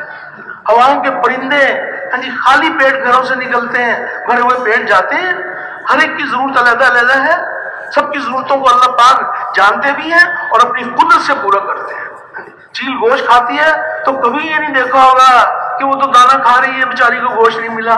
چیل گوشت کھاتی ہے، اللہ اس کو گوشت کھلاتے ہیں۔ کبوتر دانا کھاتا ہے تو کبھی یہ نہیں ہوگا کہ آج دانا تو ملا نہیں تو آج گوشت کھا رہے ہیں، نہیں، وہ تو اللہ پاک سب کی حاجتوں کو بھی جانتے ہیں اور اپنی ضرورتیں اللہ اپنی قدرت سے پوری کرتے ہیں۔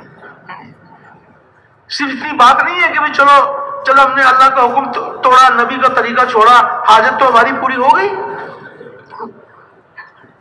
کامیابی اللہ پاک کے خزانوں سے ان کو ملے گی جو اللہ پاک کی ذات و صفات پر یقین کرتے ہوئے اس کے احکامات کے پابند بن کے چلیں گے، نبی کریم صلی اللہ علیہ وسلم کے طریقوں کے پابند بن کر چلیں گے۔ اللہ پاک ان کو دونوں جہانوں میں کامیاب کریں گے۔ دونوں جہانوں کی کامیابی کا ذریعہ اللہ رب العزت کا مبارک دین ہے۔ دین کے بغیر کامیابی نہیں ملے گی، کامیابی کا ذریعہ دین ہے۔ حاجتیں پوری ہو جاتی ہیں، انسان مطمئن ہو جاتا ہے۔ ایک آدمی کو بیوی کی حاجت تھی، بیوی کی حاجت تھی تو وہ نکاح کرنے سے پہلے رک گئے اور مفتی صاحب کی خدمت میں حاضر ہوئے کہ مفتی صاحب میں نکاح کرنا چاہتا ہوں۔ تو آپ جناب ارشاد فرما دیں کہ اس میں اللہ کا حکم، نبی کا طریقہ کیسے پورا کیا جائے گا۔ مفتی صاحب نے شفقت فرمائی، اس میں نکاح کے مسائل ان کو سکھا دیا۔ انہوں نے سنت کے مطابق شادی کر لی۔ دوسرے آدمی نے بھی، اس کو بھی بیوی کی حاجت تھی، اس نے نہ حکم کی پرواہ نہ نبی کے طریقے کی پرواہ، رواجی طریقے سے شادی کر لی۔ تو بیوی ایک کو ملے گی یا دونوں کو ملے گی؟ تو جی بیوی ایک کو ملے گی، دونوں کو ملے گی؟ بیوی تو دونوں کو ملے گی، تو کامیاب دونوں ہوں گے یا ایک کامیاب ہوگا؟ کامیاب وہ ہوگا جس نے اللہ رب العزت کے حکم کو نبی کے طریقے سے پورا کیا ہوگا۔ جو بھی چیزیں اللہ پاک نے حلال بنائی ہیں، جو حلال ہیں وہ حلال ہیں، لیکن اس کے اندر اعمال بھرنے پڑیں گے، اعمال بھرنے پڑیں گے۔ جن چیزوں میں اعمال بھرے ہوئے ہوں گے وہ چیزیں بھی اللہ پاک کی بہت بڑی نعمت ہیں۔ وہ کھانا وہ کتنی بڑی نعمت ہے جس میں اللہ کا حکم نبی کا طریقہ بھرا ہوا ہے، وہ کھانا بھی بہت بڑی نعمت ہے۔ اور وہ کھانا جس میں اللہ کا حکم نبی کا طریقہ نہیں ہے، نہ حکم کے مطابق کمایا نہ حکم کے مطابق خرچ کیا، وہ کتنی بڑی ناکامی کی چیز ہے۔ وقت کی ضرورت پوری ہو جائے گی۔ تو یہ یقین دل میں اتر جائے کہ کامیابی اللہ رب العزت کے ہاتھ میں ہے، اللہ کے سوا کوئی کامیابی دینے والا نہیں ہے، اور کامیابی کا ذریعہ مال، ملک، منصب، جاگیر نہیں ہے۔ کامیابی کا ذریعہ ہمارے نبی کریم علیہ السلام کے مبارک اعمال ہیں، اعمال ہے۔ جس کا یقین یہ ہے کہ کامیابی کا ذریعہ اعمال ہے، وہ مزدوری کرے گا تو مزدوری میں اللہ کا حکم نبی کا طریقہ پورا کرے گا۔ جس کا یقین یہ ہے کہ کامیابی کا ذریعہ ہمارے نبی کریم صلی اللہ علیہ وسلم والے اعمال ہیں، وہ اگر زمیندارہ کریں گے تو زمیندارے میں اللہ کا حکم نبی کا طریقہ بھریں گے۔ جس کا یقین یہ ہے کہ کامیابی کا ذریعہ ہمارے نبی کریم علیہ السلام کے اعمال ہیں، وہ پانی پیئیں گے تو پانی میں وہ نبی کریم علیہ السلام کا عمل بھریں گے، کھائیں گے تو کھانے میں عمل بھریں گے، گھر میں داخل ہوں گے تو گھر میں داخل ہونے میں نبی کریم علیہ السلام کا عمل بھریں گے، گھر سے نکلیں گے تو گھر سے نکلنے میں نبی کا عمل بھریں گے۔ جب یقین یہ ہے کہ کامیابی کا ذریعہ حضور والے اعمال ہیں تو پھر یہ 24 گھنٹے اعمال کا خزانہ جمع کریں گے، اعمال کا خزانہ جمع کریں گے۔ بچے کو پیار کریں گے تو اس نیت کے ساتھ کہ بھی اللہ راضی ہو جائے۔ ایک ہے کہ بھی ماں باپ کا جی چاہتا ہے پیار کرنے کو، ایک یہ ہے کہ بھی اس میں یہ پوچھنا کہ بھی بچوں سے پیار کرنے میں کیا طریقہ ہے۔ اللہ جل شانہ کی ذات اتنی کریم ذات ہے کہ اللہ پاک نے پوری زندگی گزارنے کا ڈھنگ اور سلیقہ اللہ نے سکھایا۔ اللہ جل شانہ ہمیں اس بات کی توفیق عطا فرمائے کہ جب یہ یقین دل میں اتر جائے گا کہ کامیابی کا ذریعہ حضور والے اعمال ہیں تو پھر ہم علماء کرام مفتی صاحبان کی خدمت میں حاضر ہوں گے، ہر چیز کو سیکھیں گے کہ آپ یہ بتائیے کہ عمل کے بغیر تو زندگی نہیں بنے گی، تو اعمال کیسے تیار کر رہے ہیں۔ تو اعمال کے ذرائع اور وسائل اللہ نے سارے انسانوں کو برابر کے عطا فرمائے ہیں، سب کو برابر کے عطا فرمائے ہیں۔ کوئی یہ نہیں کہہ سکتا بھی میرے پاس تو وسائل ہی نہیں ہے، بھی میں اعمال کیسے کرتا۔ آنکھوں کے ذریعے سے اعمال تیار ہوتے ہیں، تو آنکھیں مال والوں کے پاس بھی 2 آنکھیں، غریب کے پاس بھی 2 آنکھیں، محل والوں کے پاس بھی 2 آنکھیں، اور جھونپڑی والوں کے پاس بھی 2 آنکھیں۔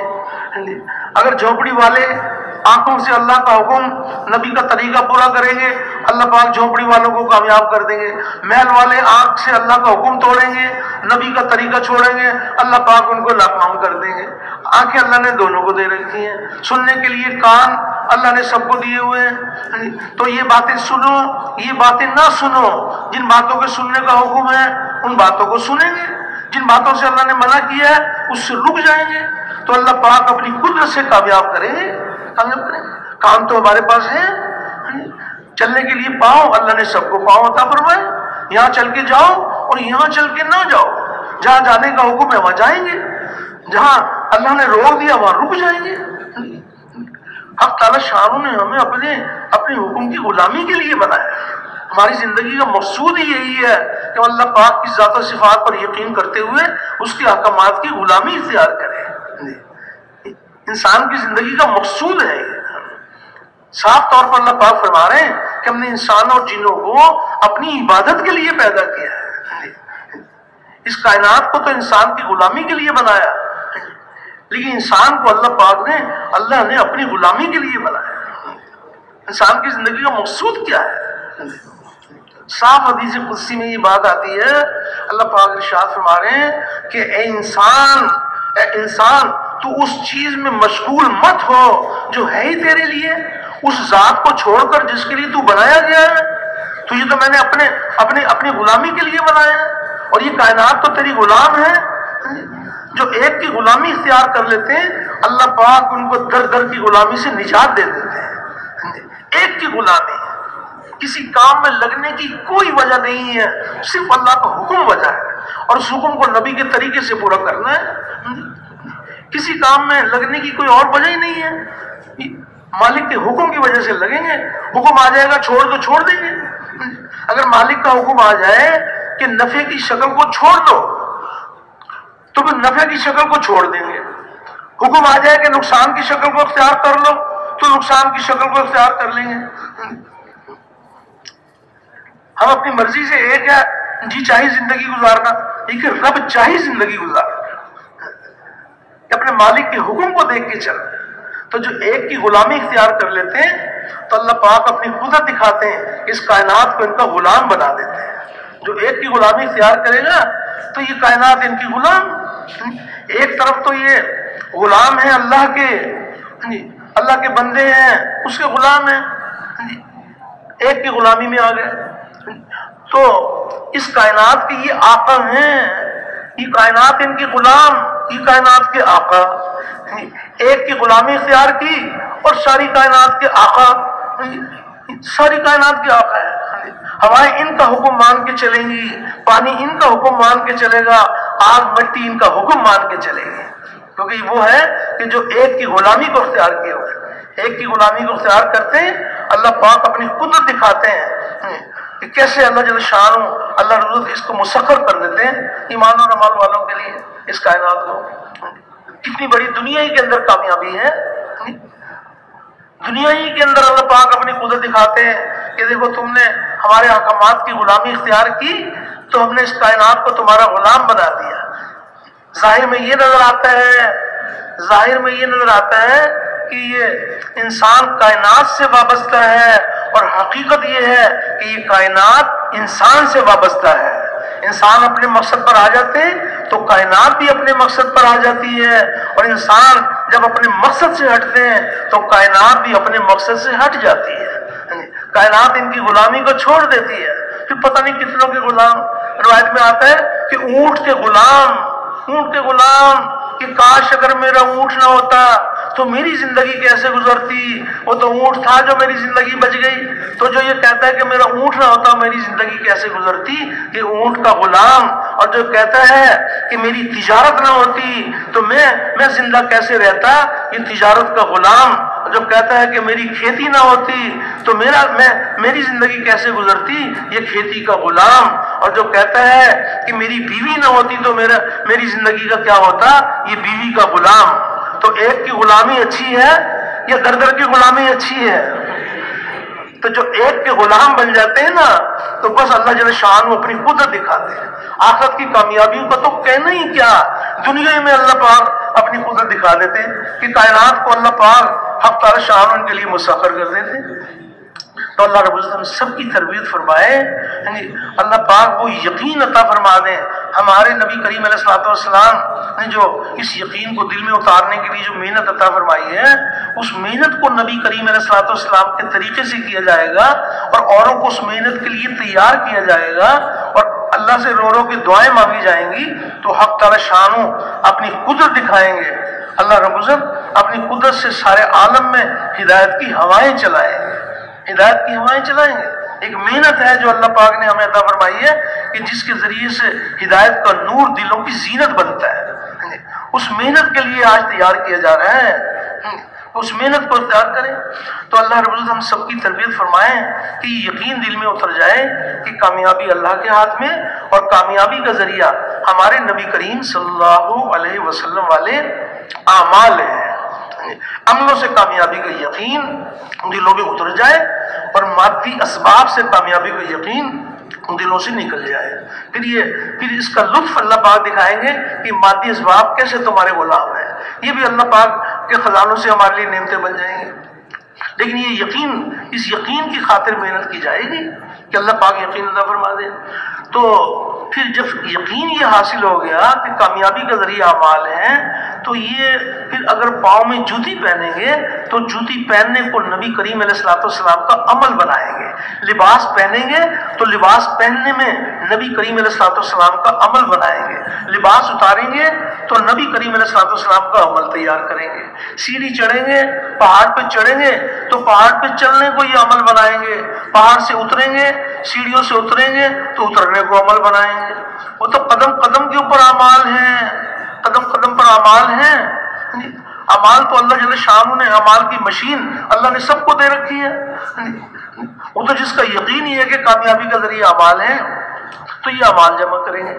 تو ٹھیک ہے، اعمال بھرے ہوئے ہیں، اگر کوئی اعمال سے بھری ہوئی چیزیں ہیں بہت مبارک ہے، بہت بڑی اللہ کی نعمت ہے کہ اس کے اندر اعمال بھرے ہوئے ہیں، تو یہ بات، اس کا یقین دل میں اتر جائے کہ صرف چیزیں کامیابی کا ذریعہ نہیں بنتی بلکہ ان کے اندر اعمال بھرنے پڑیں گے۔ یہ تو چیزوں کا درجہ ہے، اور اعمال بہت سارے ایسے ہیں، اعمال بہت سارے ایسے ہیں جو چیزوں کے پابند نہیں ہیں، صرف عمل پر، دنیا کی چیزوں کے بغیر صرف عمل پر اللہ پاک زندگی بنا دیں گے، لیکن صرف چیزوں سے عمل کے بغیر زندگی نہیں بنائیں گے۔ یہ یقین دل میں اتر جائے کہ صرف چیزیں جمع کر کے اللہ کو دکھائیں کہ اللہ ہم نے اتنی چیزیں جمع کر لی تو ہمیں کامیاب کر دے۔ اللہ پاک کامیابی کا فیصلہ نہیں، اللہ اپنے ضابطوں کو نہیں بدلتے، اس میں تو اعمال بھرنے پڑیں گے۔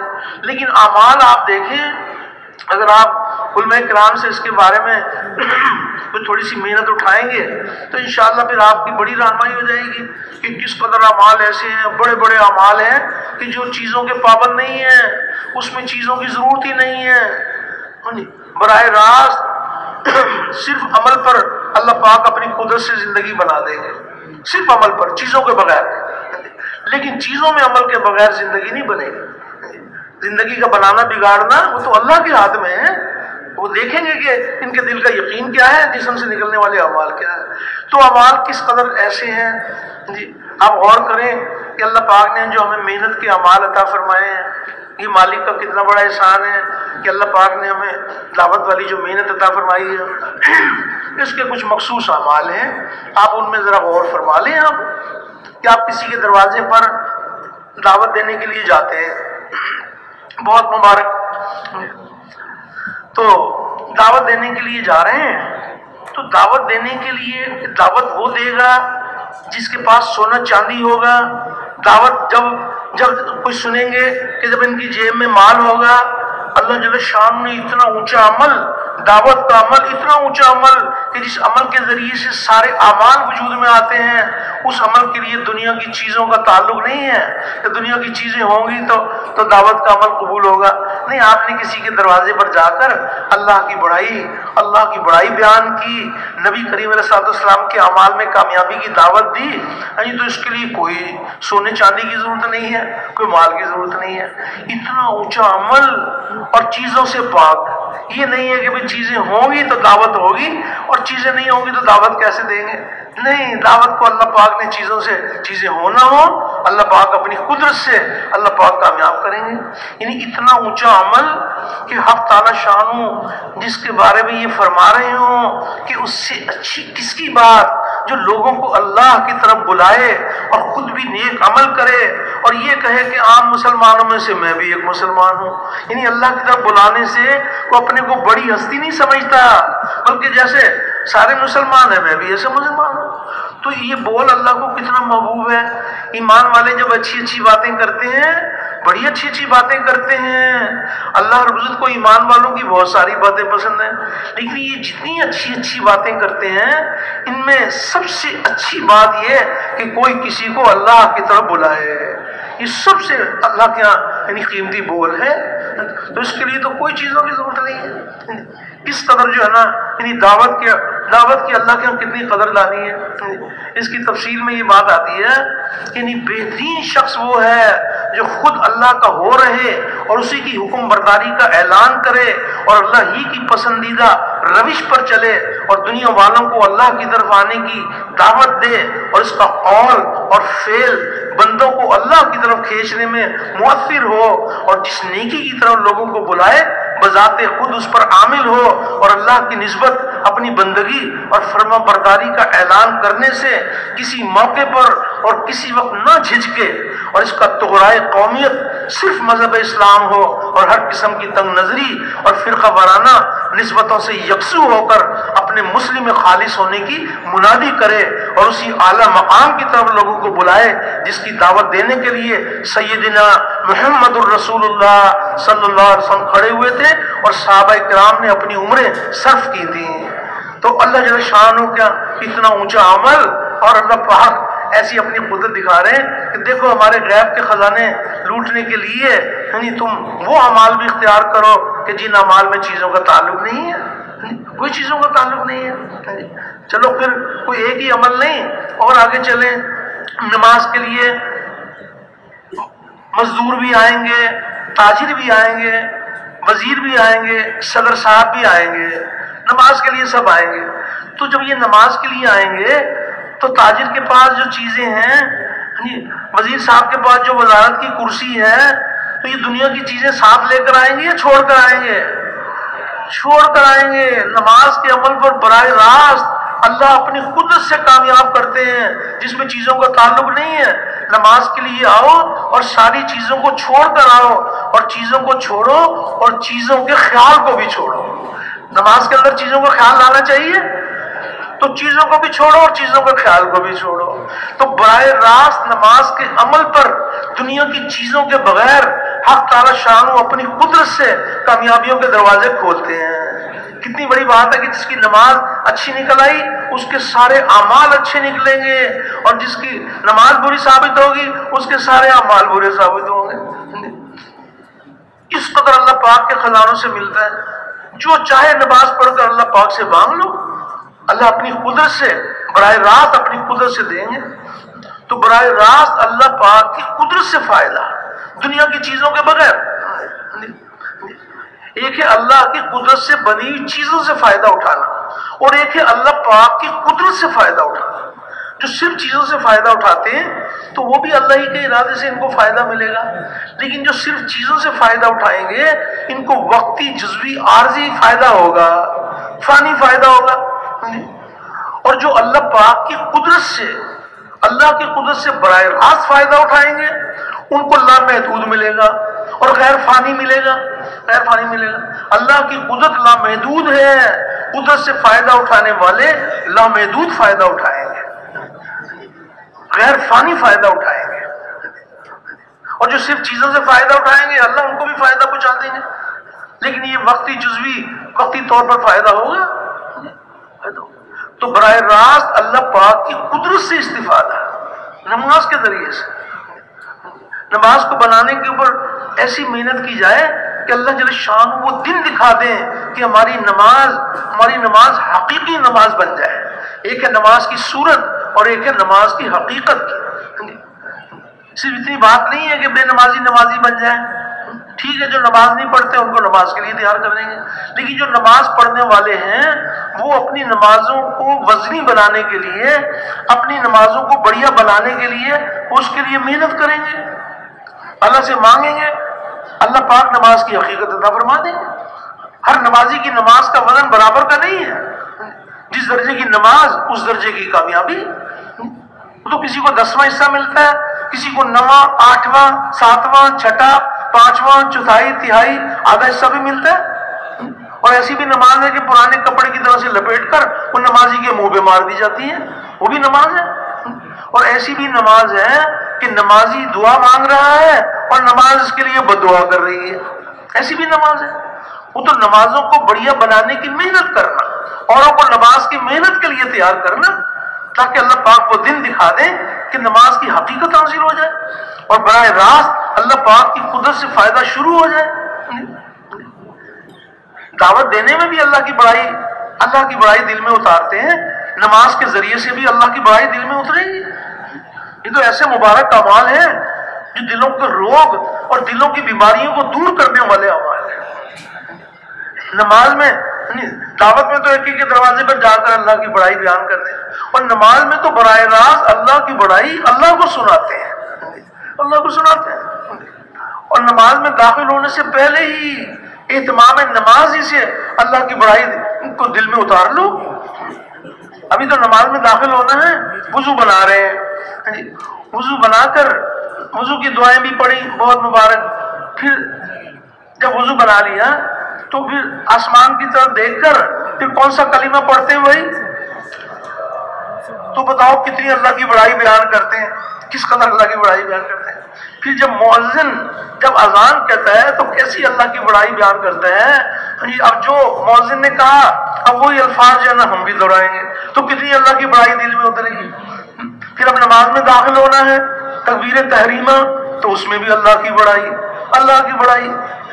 کس قدر نماز ذریعہ ہے اللہ کی بڑائی کے دل میں اترنے کا، اللہ کی بڑائی دلوں کی گہرائیوں میں اتر جائے۔ قدم قدم پر اللہ پاک اپنی قدرت دکھا رہے ہیں کہ اللہ کی بڑائی۔ نماز میں کہا الحمدللہ رب العالمین، کہ تمام تعریف اس اللہ کی جو سارے جہانوں کا پالنے والا ہے، کسی اللہ کی بڑائی بیان کی۔ پھر ایک رکن سے دوسرے رکن میں جاتے ہوئے اللہ کی بڑائی، ہر رکن میں تو اللہ کی بڑائی ہے، لیکن ایک رکن سے دوسرے رکن میں جاتے ہوئے بھی اللہ کی بڑائی۔ قیام سے رکوع میں جاتے ہیں تو کیا کہتے ہیں بھائی؟ کس کی بڑائی بیان کرتے ہیں؟ جب قیام سے رکوع میں جائیں تو اللہ اکبر، اللہ کی بڑائی۔ اور جب رکوع میں چلے گئے تو رکوع میں جا کر کس کی بڑائی بیان کرتے ہیں؟ سبحان ربی العظیم، پاک ہے میرا پالنے والا، بڑی شان والا، پاک ہے میرا پالنے والا، بڑی شان والا، پاک ہے میرا پالنے والا، بڑی شان والا۔ کم از کم 3 بار تو کہتے ہی ہیں۔ پھر اللہ کی بڑائی، اللہ کی بڑائی، اللہ کو سنا رہے ہیں، اللہ کے دھیان کے ساتھ اللہ کو سنا رہے ہیں۔ پھر سجدے میں چلے گئے تو سجدے میں جا کر بھی اللہ کی بڑائی، پاک ہے میرا پالنے والا، اونچی شان والا، پاک ہے میرا پالنے والا، اونچی شان والا، پاک ہے میرا پالنے والا، اونچی شان والا۔ تو کس قدر اللہ جل شانہ، اللہ رب العزت جو ہے نا اپنے بندوں پر مہربان ہے، وہ مبارک اعمال عطا فرمائے جو براہ راست اللہ کی قدرت سے لینے کا ذریعہ ہے۔ تو نمازوں کو بڑھیا بنانے کی محنت کرنی چاہیے ہم سب کو بھائی، اللہ آپ کو بہت زیادہ خیر عطا فرمائے۔ تو اکیلے اکیلے کرنی چاہیے، اوروں کو بھی تیار کرنا چاہیے، اوروں کو بھی تیار، جو اپنے لیے پسند کرتے ہیں وہ اپنی پوری امت کے لیے پسند کرتے ہیں۔ تو بات یہ چل رہی تھی کہ اعمال بہت سارے ایسے ہیں کہ جس میں کوئی چیزوں کا تعلق نہیں ہے، چیزوں کے بغیر صرف عمل پر اللہ پاک اونچے پیمانے پر زندگی بنا دیں گے، اور جو چیزوں میں اعمال ہم بناتے ہیں وہ چیزوں والے اعمال بھی بننے شروع ہو جائیں گے۔ یہ دعوت والے اعمال وہ اعمال ہیں جو بنانے والے اعمال ہیں، باقی تو سب بننے والے اعمال ہیں۔ بنانے والے اعمال دعوت، تعلیم، ذکر، نماز، یہ بنانے والے اعمال ہیں۔ تو اور آگے چلیں تو اب آپ حضرات اپنے سیکھنے سکھانا اللہ کے راستے میں نکلیں گے، مسجدوں کے اندر بھی ماشاءاللہ اس کی فکر کی جاتی ہے۔ اب سیکھنے سکھانے کے لیے بیٹھے ہوئے ہیں، تو سیکھنے سکھانے کے لیے مال کی ضرورت نہیں ہے، سونے چاندی کی ضرورت نہیں ہے، کسی ڈگری کی ضرورت نہیں ہے۔ علم الہی کا نور، علم الہی کا نور دلوں میں اترے گا دنیا کی چیزوں کے بغیر، دنیا کی چیزوں کے بغیر۔ تو اپنی 24 گھنٹے کی زندگی کو دین بنانا ہے تو اس کے لیے علم حاصل کریں گے تو علم الہی کا نور دل میں اترے گا، اور کوئی دنیا کی چیزوں کی ضرورت نہیں ہے۔ اور کوئی اگر کوئی اور آگے بڑھنا چاہیں، اپنے بچوں کو حافظ قرآن بنائیں، دین کا عالم بنائیں، مفتی بنائیں، تو اس کے لیے بھی اللہ پاک اپنی قدرت دکھا رہے ہیں، اپنی قدرت دکھا رہے ہیں کہ کتنے تو مدرسے ایسے ہیں کہ نہ کوئی داخلہ فیس، نہ کوئی ماہانہ فیس، کچھ بھی نہیں۔ علم الہی کا نور دل میں اتار لو دنیا کی چیزوں کے بغیر۔ یہ اللہ پاک اپنی قدرت دکھا رہے ہیں کہ دیکھو وہ مبارک اعمال کہ جن اعمال کے ذریعے سے سارے اعمال 24 گھنٹے کے اعمال تمہارے بنیں گے، تو وہ اعمال میں کیسے ان چیزوں کو پابند نہیں بنایا اللہ پاک نے۔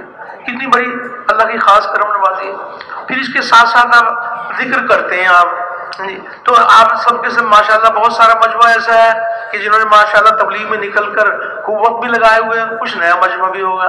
لیکن جب ہم اللہ کے راستے میں نکلتے ہیں تو اللہ جل شانہ یہ توفیق عطا فرما دیتے ہیں کہ 3 تسبیحات صبح 3 شام، یہ تو کم سے کم درجے کی بات ہے، زیادہ کی اللہ توفیق عطا فرمائے۔ تو جب انہی تسبیحات اللہ کا ذکر کرتے ہیں تو ذکر کرنے کے لیے مال کی ضرورت ہے، سونے چاندی کی ضرورت ہے نہیں، کسی چیز کی ضرورت نہیں ہے۔ اللہ کا ذکر کر رہے ہیں اور اللہ کے دھیان کے ساتھ اللہ کا ذکر کر رہے ہیں کہ غفلت کی ظلمتیں مٹ جائیں، ذکر اللہ کا نور دلوں کی گہرائیوں میں اتر جائے، اس کے لیے کوئی دنیا مادی اسباب کی ضرورت نہیں ہے، کسی چیز کی ضرورت نہیں ہے. تنہائی میں بیٹھے ہوئے ہیں، اللہ کا ذکر کر رہے ہیں، اللہ اکبر، کتنی بڑی بات ہے. قرآن حکیم کی تلاوت کریں، کوئی دنیا کی چیزوں کی ضرورت نہیں ہے. اور کس قدر ذکر والوں پر اللہ پاک مہربان ہے، اور کیسے کیسے ان کے ساتھ اللہ کے وعدے ہیں. وہ ایک ہی وعدہ نہیں ہے، بہت سارے اللہ کے وعدے ہیں. کوئی ایک وعدہ اللہ کا، بہت سارے اللہ کے وعدے ہیں.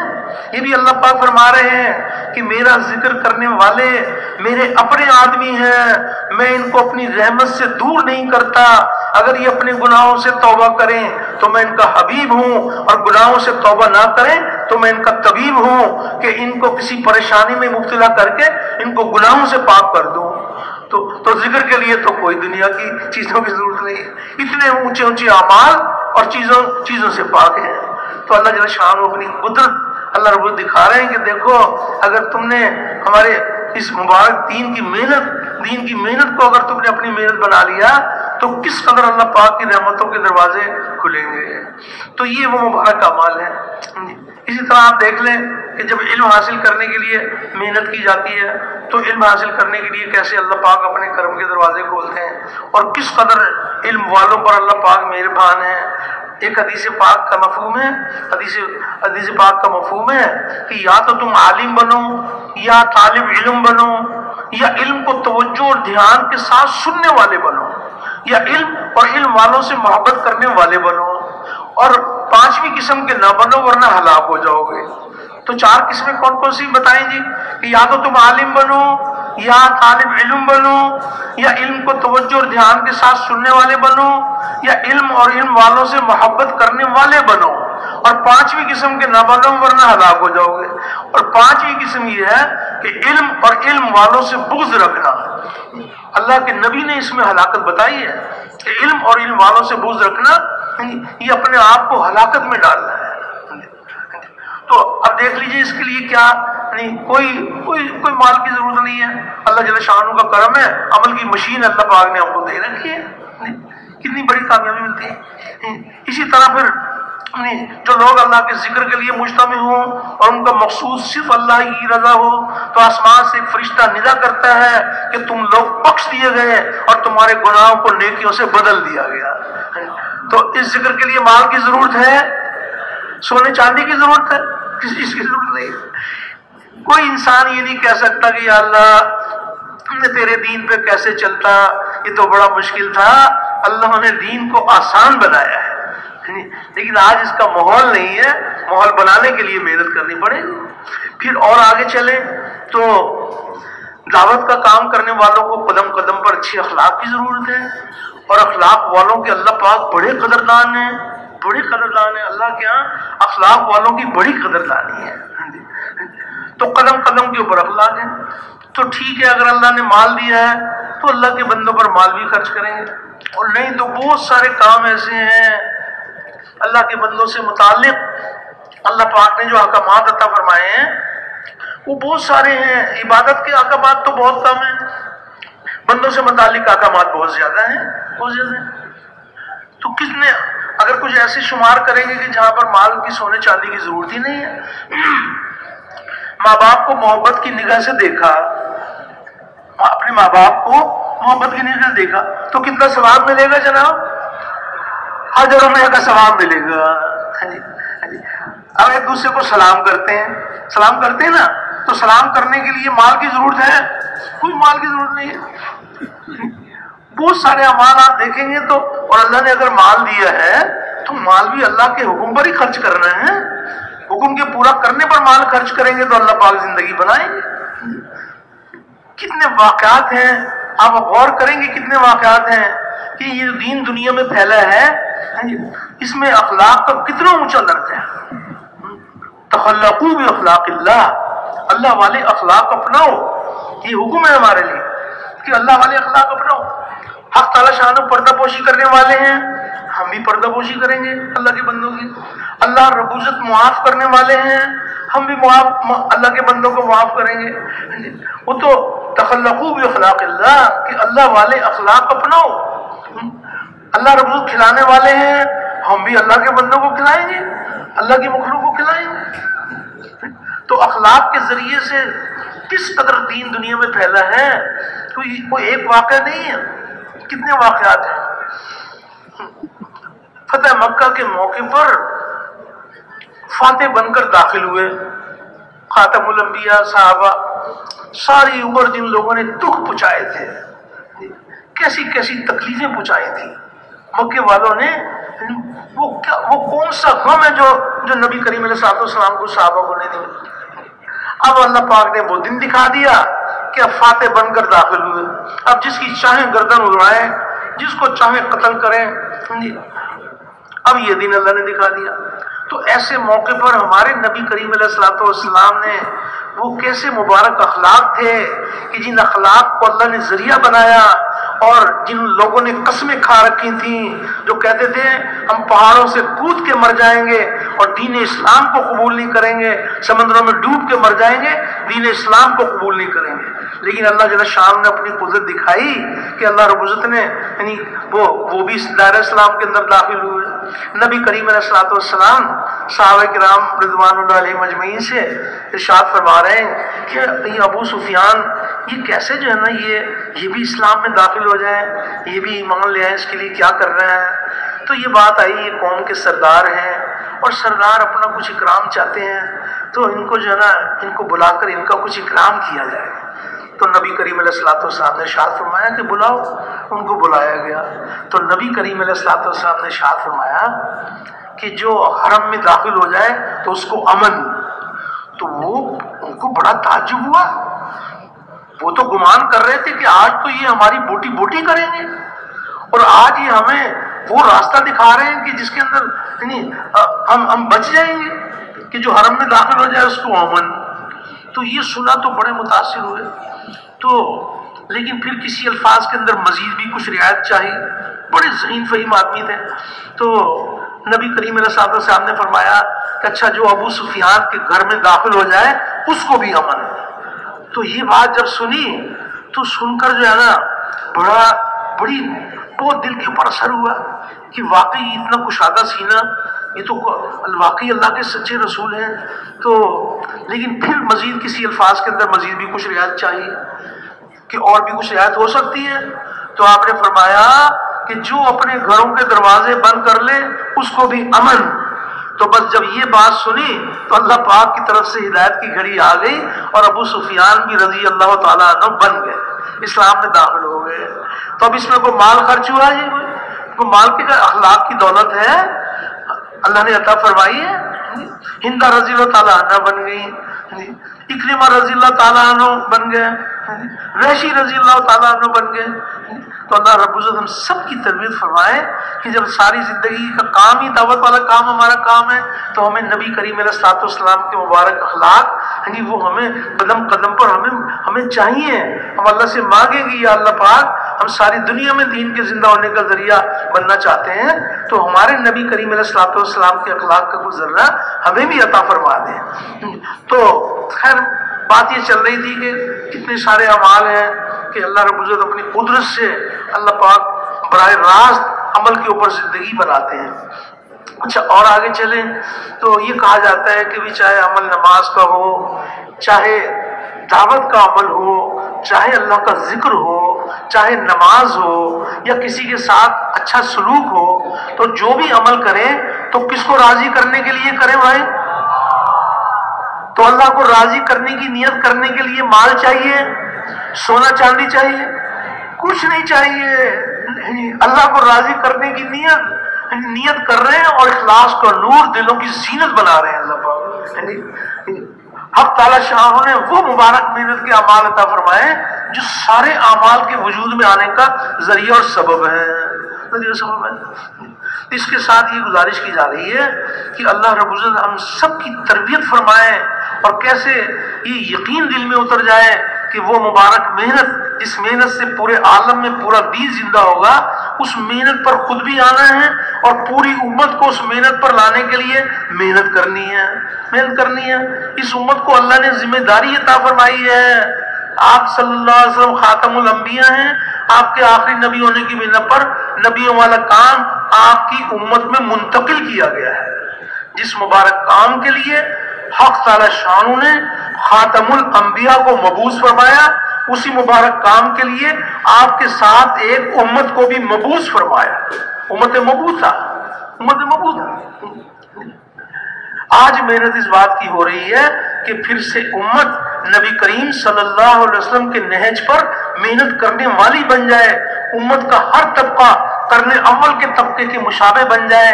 اس کے لیے جب محنت کی جائے گی اور امت اس محنت کو اختیار کرے گی تو اللہ پاک اپنی قدرت سے محنت کرنے والوں کو ہدایت عطا فرمائیں گے اور ساری دنیا میں ہدایت کے پھیلنے کا ان کو ذریعہ بنائیں گے۔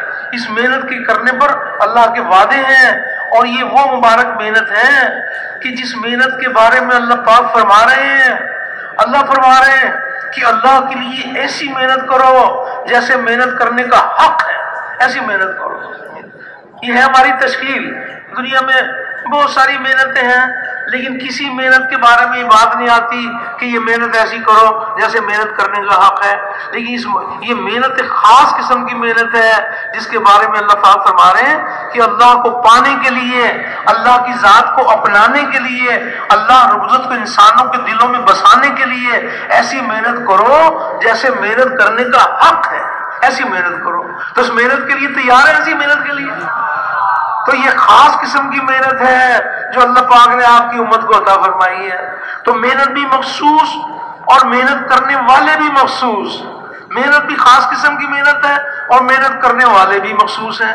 تو فرمایا کہ یہ امت ساری امتوں میں سے چنی ہوئی امت ہے، یہ امت ساری امتوں میں سے چنی ہوئی امت ہے۔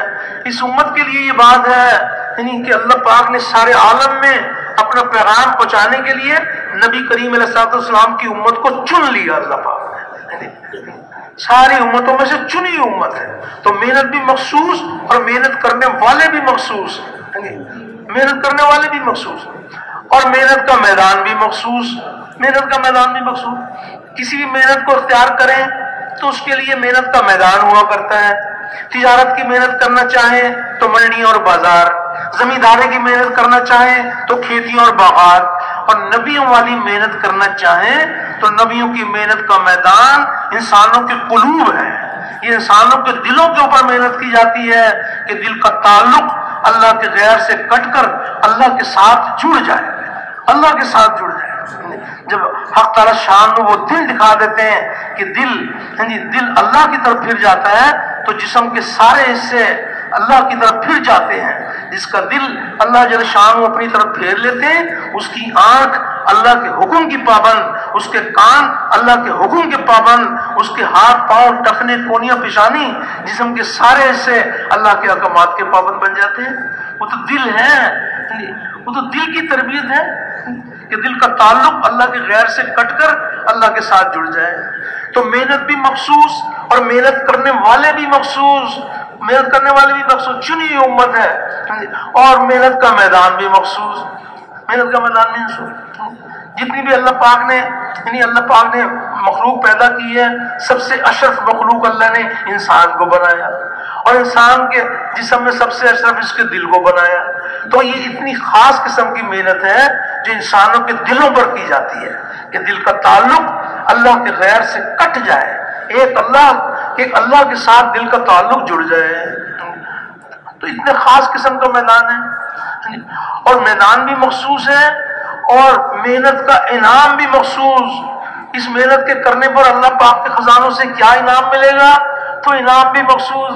تجارت کی محنت کرنا چاہیں تو کوئی فنا ہو جانے والے ٹھیکرے مل جائیں گے، زمینداری کی محنت کرنا چاہیں تو کوئی پھل پھول مل جائیں گے، اور نبیوں والی محنت کریں تو نبیوں والی محنت کا انعام ہے کہ اللہ جل شان محنت کرنے والوں کے دلوں میں ہدایت کا نور عطا فرماتے ہیں۔ کتنی بڑی بات ہے، ہدایت کی روشنی جب دل میں آ جاتی ہے تو اللہ کے احکامات میں کامیابی نظر آنے لگتی ہے، حکم کے توڑنے میں ناکامی نظر آنے لگتی ہے۔ جب کہیں نفس اور شیطان دھوکے میں ڈال کر حکم کے توڑنے کی طرف لائے گا تو وہ ناکامی ہے نا اس روشنی سے نظر آئے گی۔ حکم کے پورا کرنے پر کیسے اللہ پاک زندگی بناتے ہیں یہ ہدایت کی روشنی میں نظر آئے گا۔ تو کتنی بڑی بات ہے کہ اللہ جل شانہ ہدایت کا نور عطا فرماتے ہیں۔ تو محنت بھی مخصوص اور محنت کرنے والے بھی مخصوص اور محنت کا میدان بھی مخصوص اور محنت کا انعام بھی مخصوص.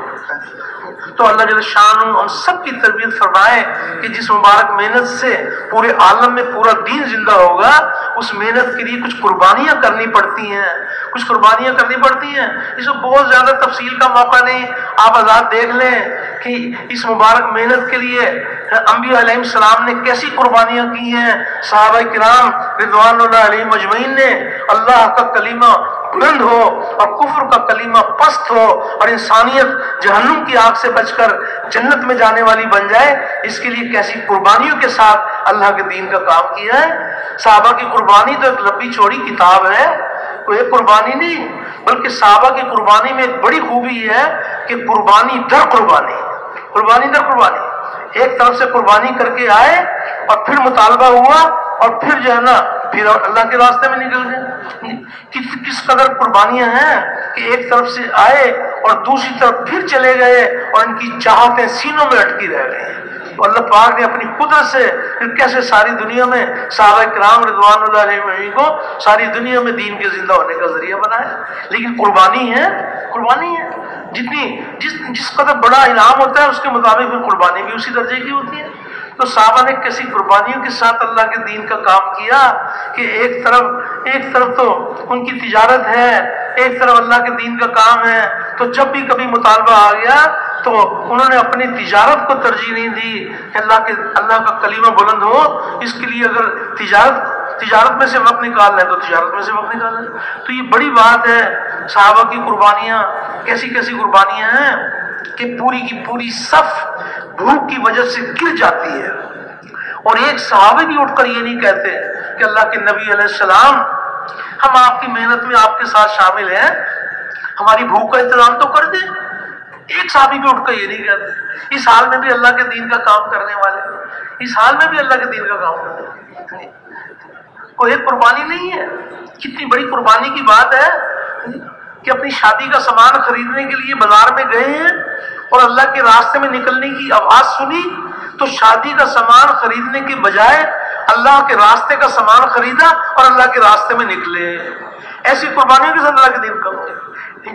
ایک رات کی دلہن گھر میں ہے اور اللہ کے راستے میں نکلنے کی آواز لگی تو ایک رات کی دلہن کو چھوڑ کر اللہ کی راہ میں نکلے. کوئی ایک قربانی ہے. کیسی قربانیوں کے ساتھ اللہ کے دین کا کام کیا. اور پھر اللہ پاک نے سارے عالم میں دین کے پھیلنے کا ان کو ذریعہ بنایا. قربانیاں تو کی لیکن ان پر اللہ کے خزانے سے کیا ملے گا؟ تو کوئی ایک واقعہ نہیں ہے.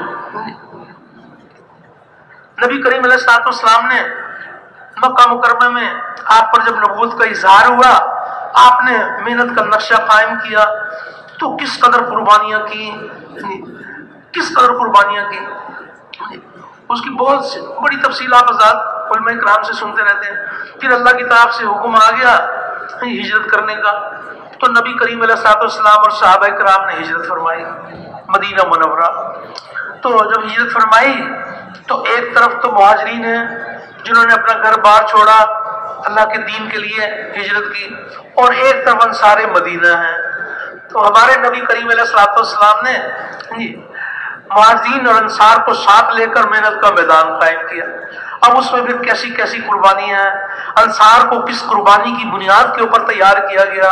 نبی کریم علیہ الصلوۃ والسلام نے انصار سے ارشاد فرمایا کہ دیکھو سب کچھ قربان کرو اللہ کے دین پر، لیکن اس کے بدلے میں دنیا میں کچھ نہ چاہو اور تمہیں ملے گا حوض کوثر پر. ایسی قربانی کی بنیاد پر دنیا میں کچھ نہ چاہو، ملے گا تمہیں حوض کوثر پر. اس قربانی کی بنیاد کے اوپر تربیت فرمائی.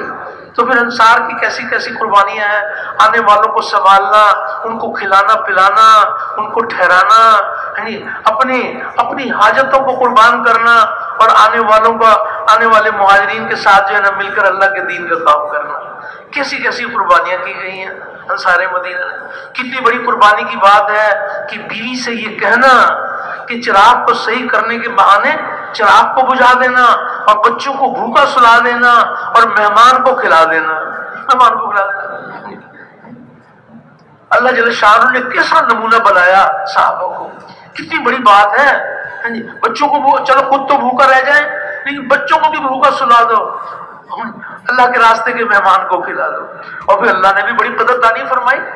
حق تعالیٰ شان کیا اس قربانی کی بڑی قدردانی ہے. قربانی وقتی چیز ہے، لیکن قربانی پر جو ملے گا وہ کبھی ملنا ختم ہی نہیں ہوگا.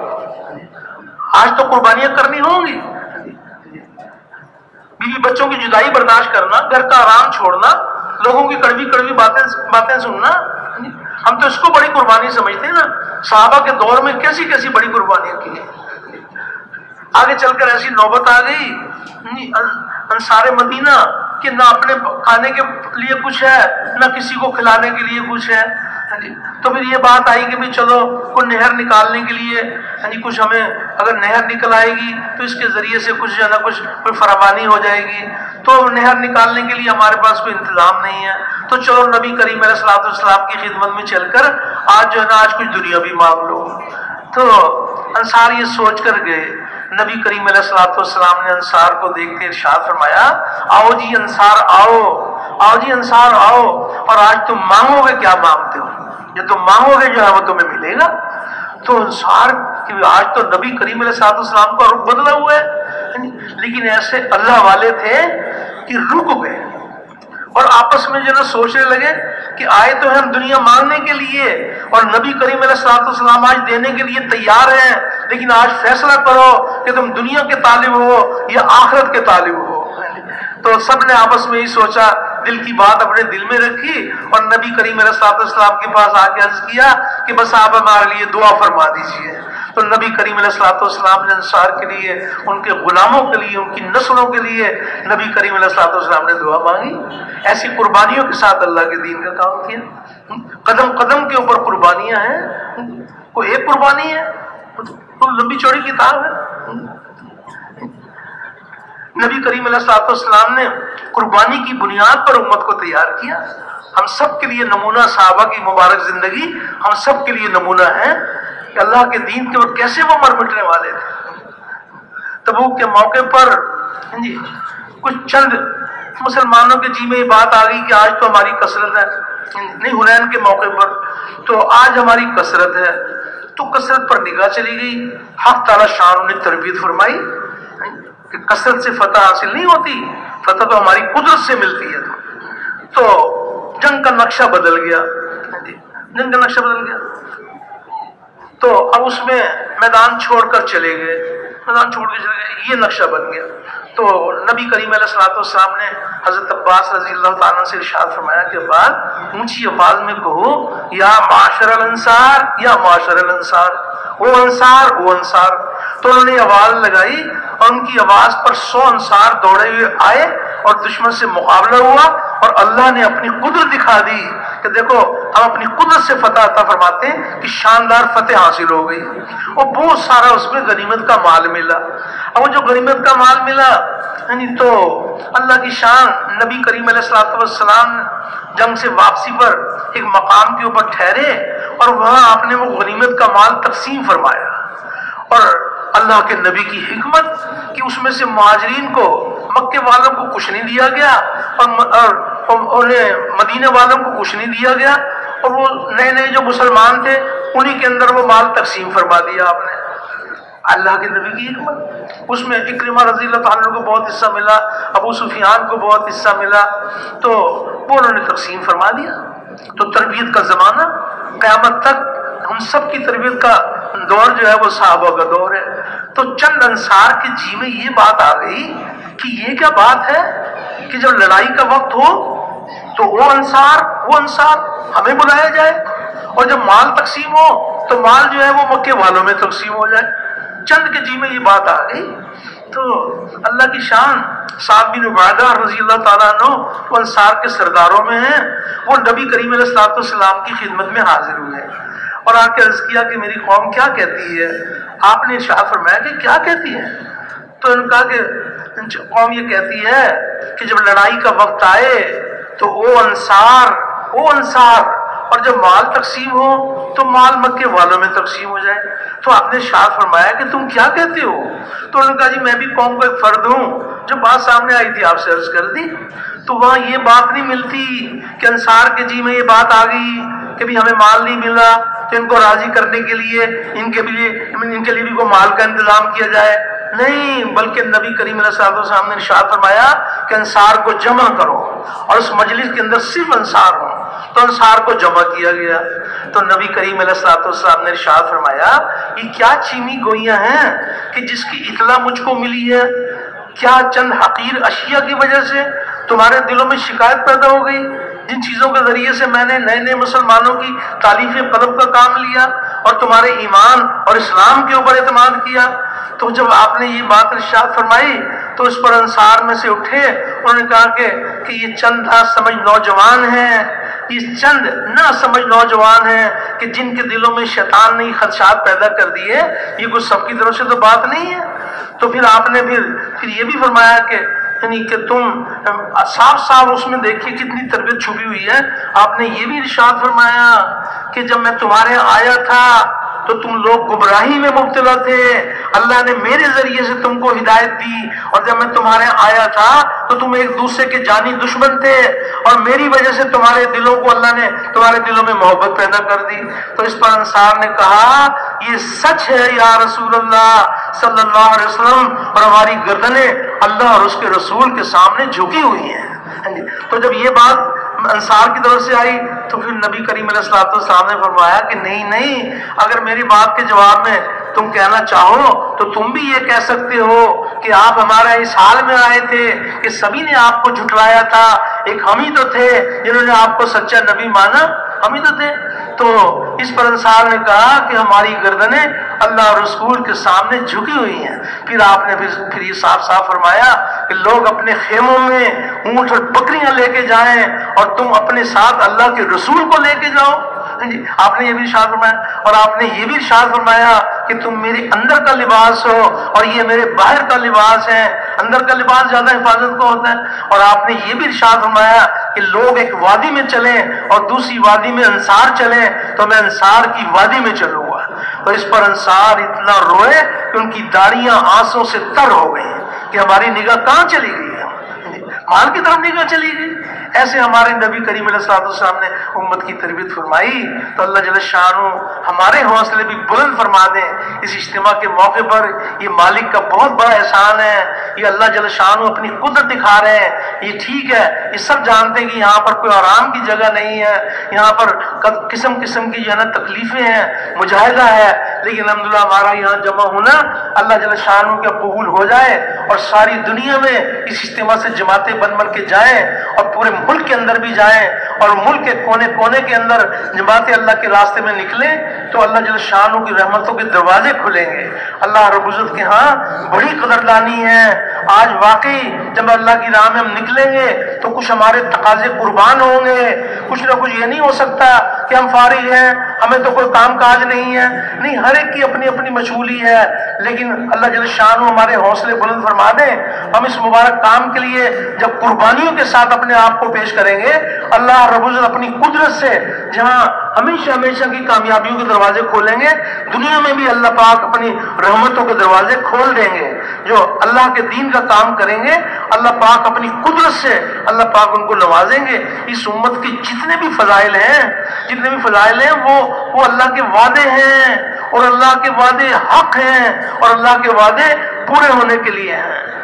یہ ایسی مبارک محنت ہے کہ جس محنت کے بارے میں اللہ رب العزت نے اس امت کے دنیا میں آنے سے پہلے ہی اس امت کے فضائل، پہلے انبیاء علیہ السلام سے اس امت کے فضائل سنائے ہیں کہ یہ امت کیسی قربانی والی امت ہے اور اس امت کی کیا شان ہے۔ ایک روایت میں آتا ہے کہ اللہ تعالیٰ نے حضرت داؤد علیہ السلام پر یہ وحی فرمائی کہ داؤد تمہارے بعد ان قریب ایک نبی آئے گا جس کا نام احمد اور محمد ہوگا، اور وہ سچے اور سردار ہوں گے، اور وہ مجھے کبھی ناراض نہیں کریں گے، نہ ہی میں ان سے ناراض ہوں گا، اور میں نے ان کی اگلی پچھلی تمام لغزشیں کرنے سے پہلے ہی معاف کر دی ہیں۔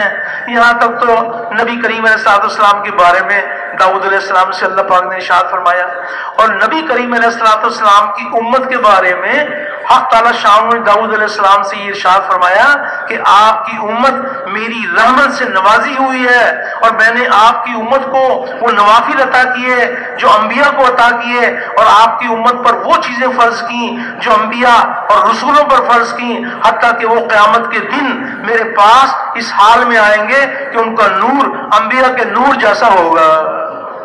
تو اللہ جل شانہ کے وعدے حق ہیں، تو یہ اللہ پاک اتنی بڑی کامیابی عطا فرما دیں کہ کل کیسے انبیاء علیہ السلام کی محنت کرنے والے کس طرح انبیاء علیہ السلام کے ساتھ اللہ پاک ان کو کامیابی عطا فرمائیں گے۔ تو اللہ پاک ہمارے حوصلے بلند فرما دیں۔ ایک ہے اس کام کے اندر چلہ لگانا، 3 چلے لگانا، سال لگانا، اور ایک ہے دعوت والے کام کو اپنا کام بنا کے کرنا۔ تو سب کے سب اس کام کو اپنا کام بنانے کے لیے تیار ہیں؟ تو اکیلے تیار ہیں یا اوروں کو بھی تیار کریں گے؟ تو ایک تو یہ بات ہے کہ اللہ پاک ایسے ہمارے حوصلے بلند فرما دیں کہ جتنا مجمع اللہ پاک نے اپنی قدرت سے یہاں جمع کیا ہے، یہ سب کا سب جو ہے نا اللہ کی راہ میں نکلے، اور بیرون ممالک کے لیے بھی جماتے جائیں، اپنے ملک کے کونے کونے بھی جماتے جائیں۔ اس کے لیے آپ سے گزارش ہے کہ جس طرح آپ نے ماشاءاللہ توجہ دھیان کے ساتھ بات سنی ہے، ہمیں تو ممبر سے کوئی ایک آدمی بھی مجمع سے اٹھتا ہوا نظر نہیں آیا، لیکن دیکھو یہ جو بیان ہے یہ کام کی باتیں ہیں، بہت مبارک ہیں، یہ کام کی باتیں ہیں، لیکن تشکیل کام کا شروع ہے۔ تو تشکیل کے وقت میں اپنے آپ کو بھی قبول کرانا اور سارے مجمع کی قبولیت کے لیے دعائیں مانگنا، تو اللہ رب العزت کی طرف متوجہ ہو کر سارے بھائی تشکیل کے وقت میں بھی اللہ سے اپنے آپ کو قبول کرائیں، دل ہی دل میں اللہ سے مانگے کہ یا الہی ہاں جی یہ تیرا کلمہ بلند ہو، کفر کا کلمہ پست ہو، اس کے لیے میری جان میرا مال سب کچھ قربان ہو جائے۔ تو سب اس کا اہتمام کریں گے انشاءاللہ۔ ماشاءاللہ ماشاءاللہ، اللہ قبول فرمائے، اللہ آسان فرمائے، اور فرمائیے ماشاءاللہ حوصلے اور ہمت کے ساتھ۔ ماشاءاللہ ماشاءاللہ ماشاءاللہ۔ تو باقی مجمع تشریف رکھے بھائی، صرف نام لکھانے والے کھڑے ہوں، اللہ آپ حضرات کو جزائے خیر دے۔ ہاں دیکھو بھائی اس وقت جو ہے نا یہ تشکیل کے موقع پر آپ حضرات الحمدللہ قبول کرائیں اپنے آپ کو اللہ سے۔ جی لکھو جی بھائی، نام لکھانے والے صرف کھڑے ہوں۔ جی کیا ارادہ ہے جی؟ 4 مہینے کے 4 مہینے اللہ قبول فرمائے، آسان فرمائے، پوری جماعت بھی لکھائے بھائی۔ جی بھائی ماشاءاللہ، لکھو بھائی لکھو، لکھنے والوں کو تھکا دو آپ سب۔ ماشاءاللہ ماشاءاللہ ماشاءاللہ، واہ واہ واہ واہ۔ دیکھو یہ بھائی کا بھی لکھو، ان کا بھی لکھو، ماشاءاللہ واہ واہ ماشاءاللہ ماشاءاللہ، اور فرمائیے ماشاءاللہ ہمت کے ساتھ۔ 1 سال کے لیے اللہ قبول فرمائے، اللہ بہت قبول فرمائے، آسان فرمائے بھائی، سب آمین۔ 4 مہینے کے لیے اللہ قبول فرمائے، اللہ آسان فرمائے۔ کہاں سے؟ ماشاءاللہ ربانی مسجد سے پوری جماعت، اللہ قبول فرمائے۔ جی 2 جماعتیں کہاں سے؟ صدیقی مسجد سے 2 جماعتیں، اللہ قبول فرمائے۔ جی اور فرمائیے جامع صفا سے کتنی جماعت؟ 1 جماعت، اللہ قبول فرمائے۔ سال کی 1 جماعت، اللہ قبول فرمائے۔ ماشاءاللہ فاروق اعظم سے 1 جماعت، اللہ قبول فرمائے۔ کہاں سے 10 جماعت؟ جامع صفا سے 10 جماعتیں، اللہ قبول فرمائے۔ اللہ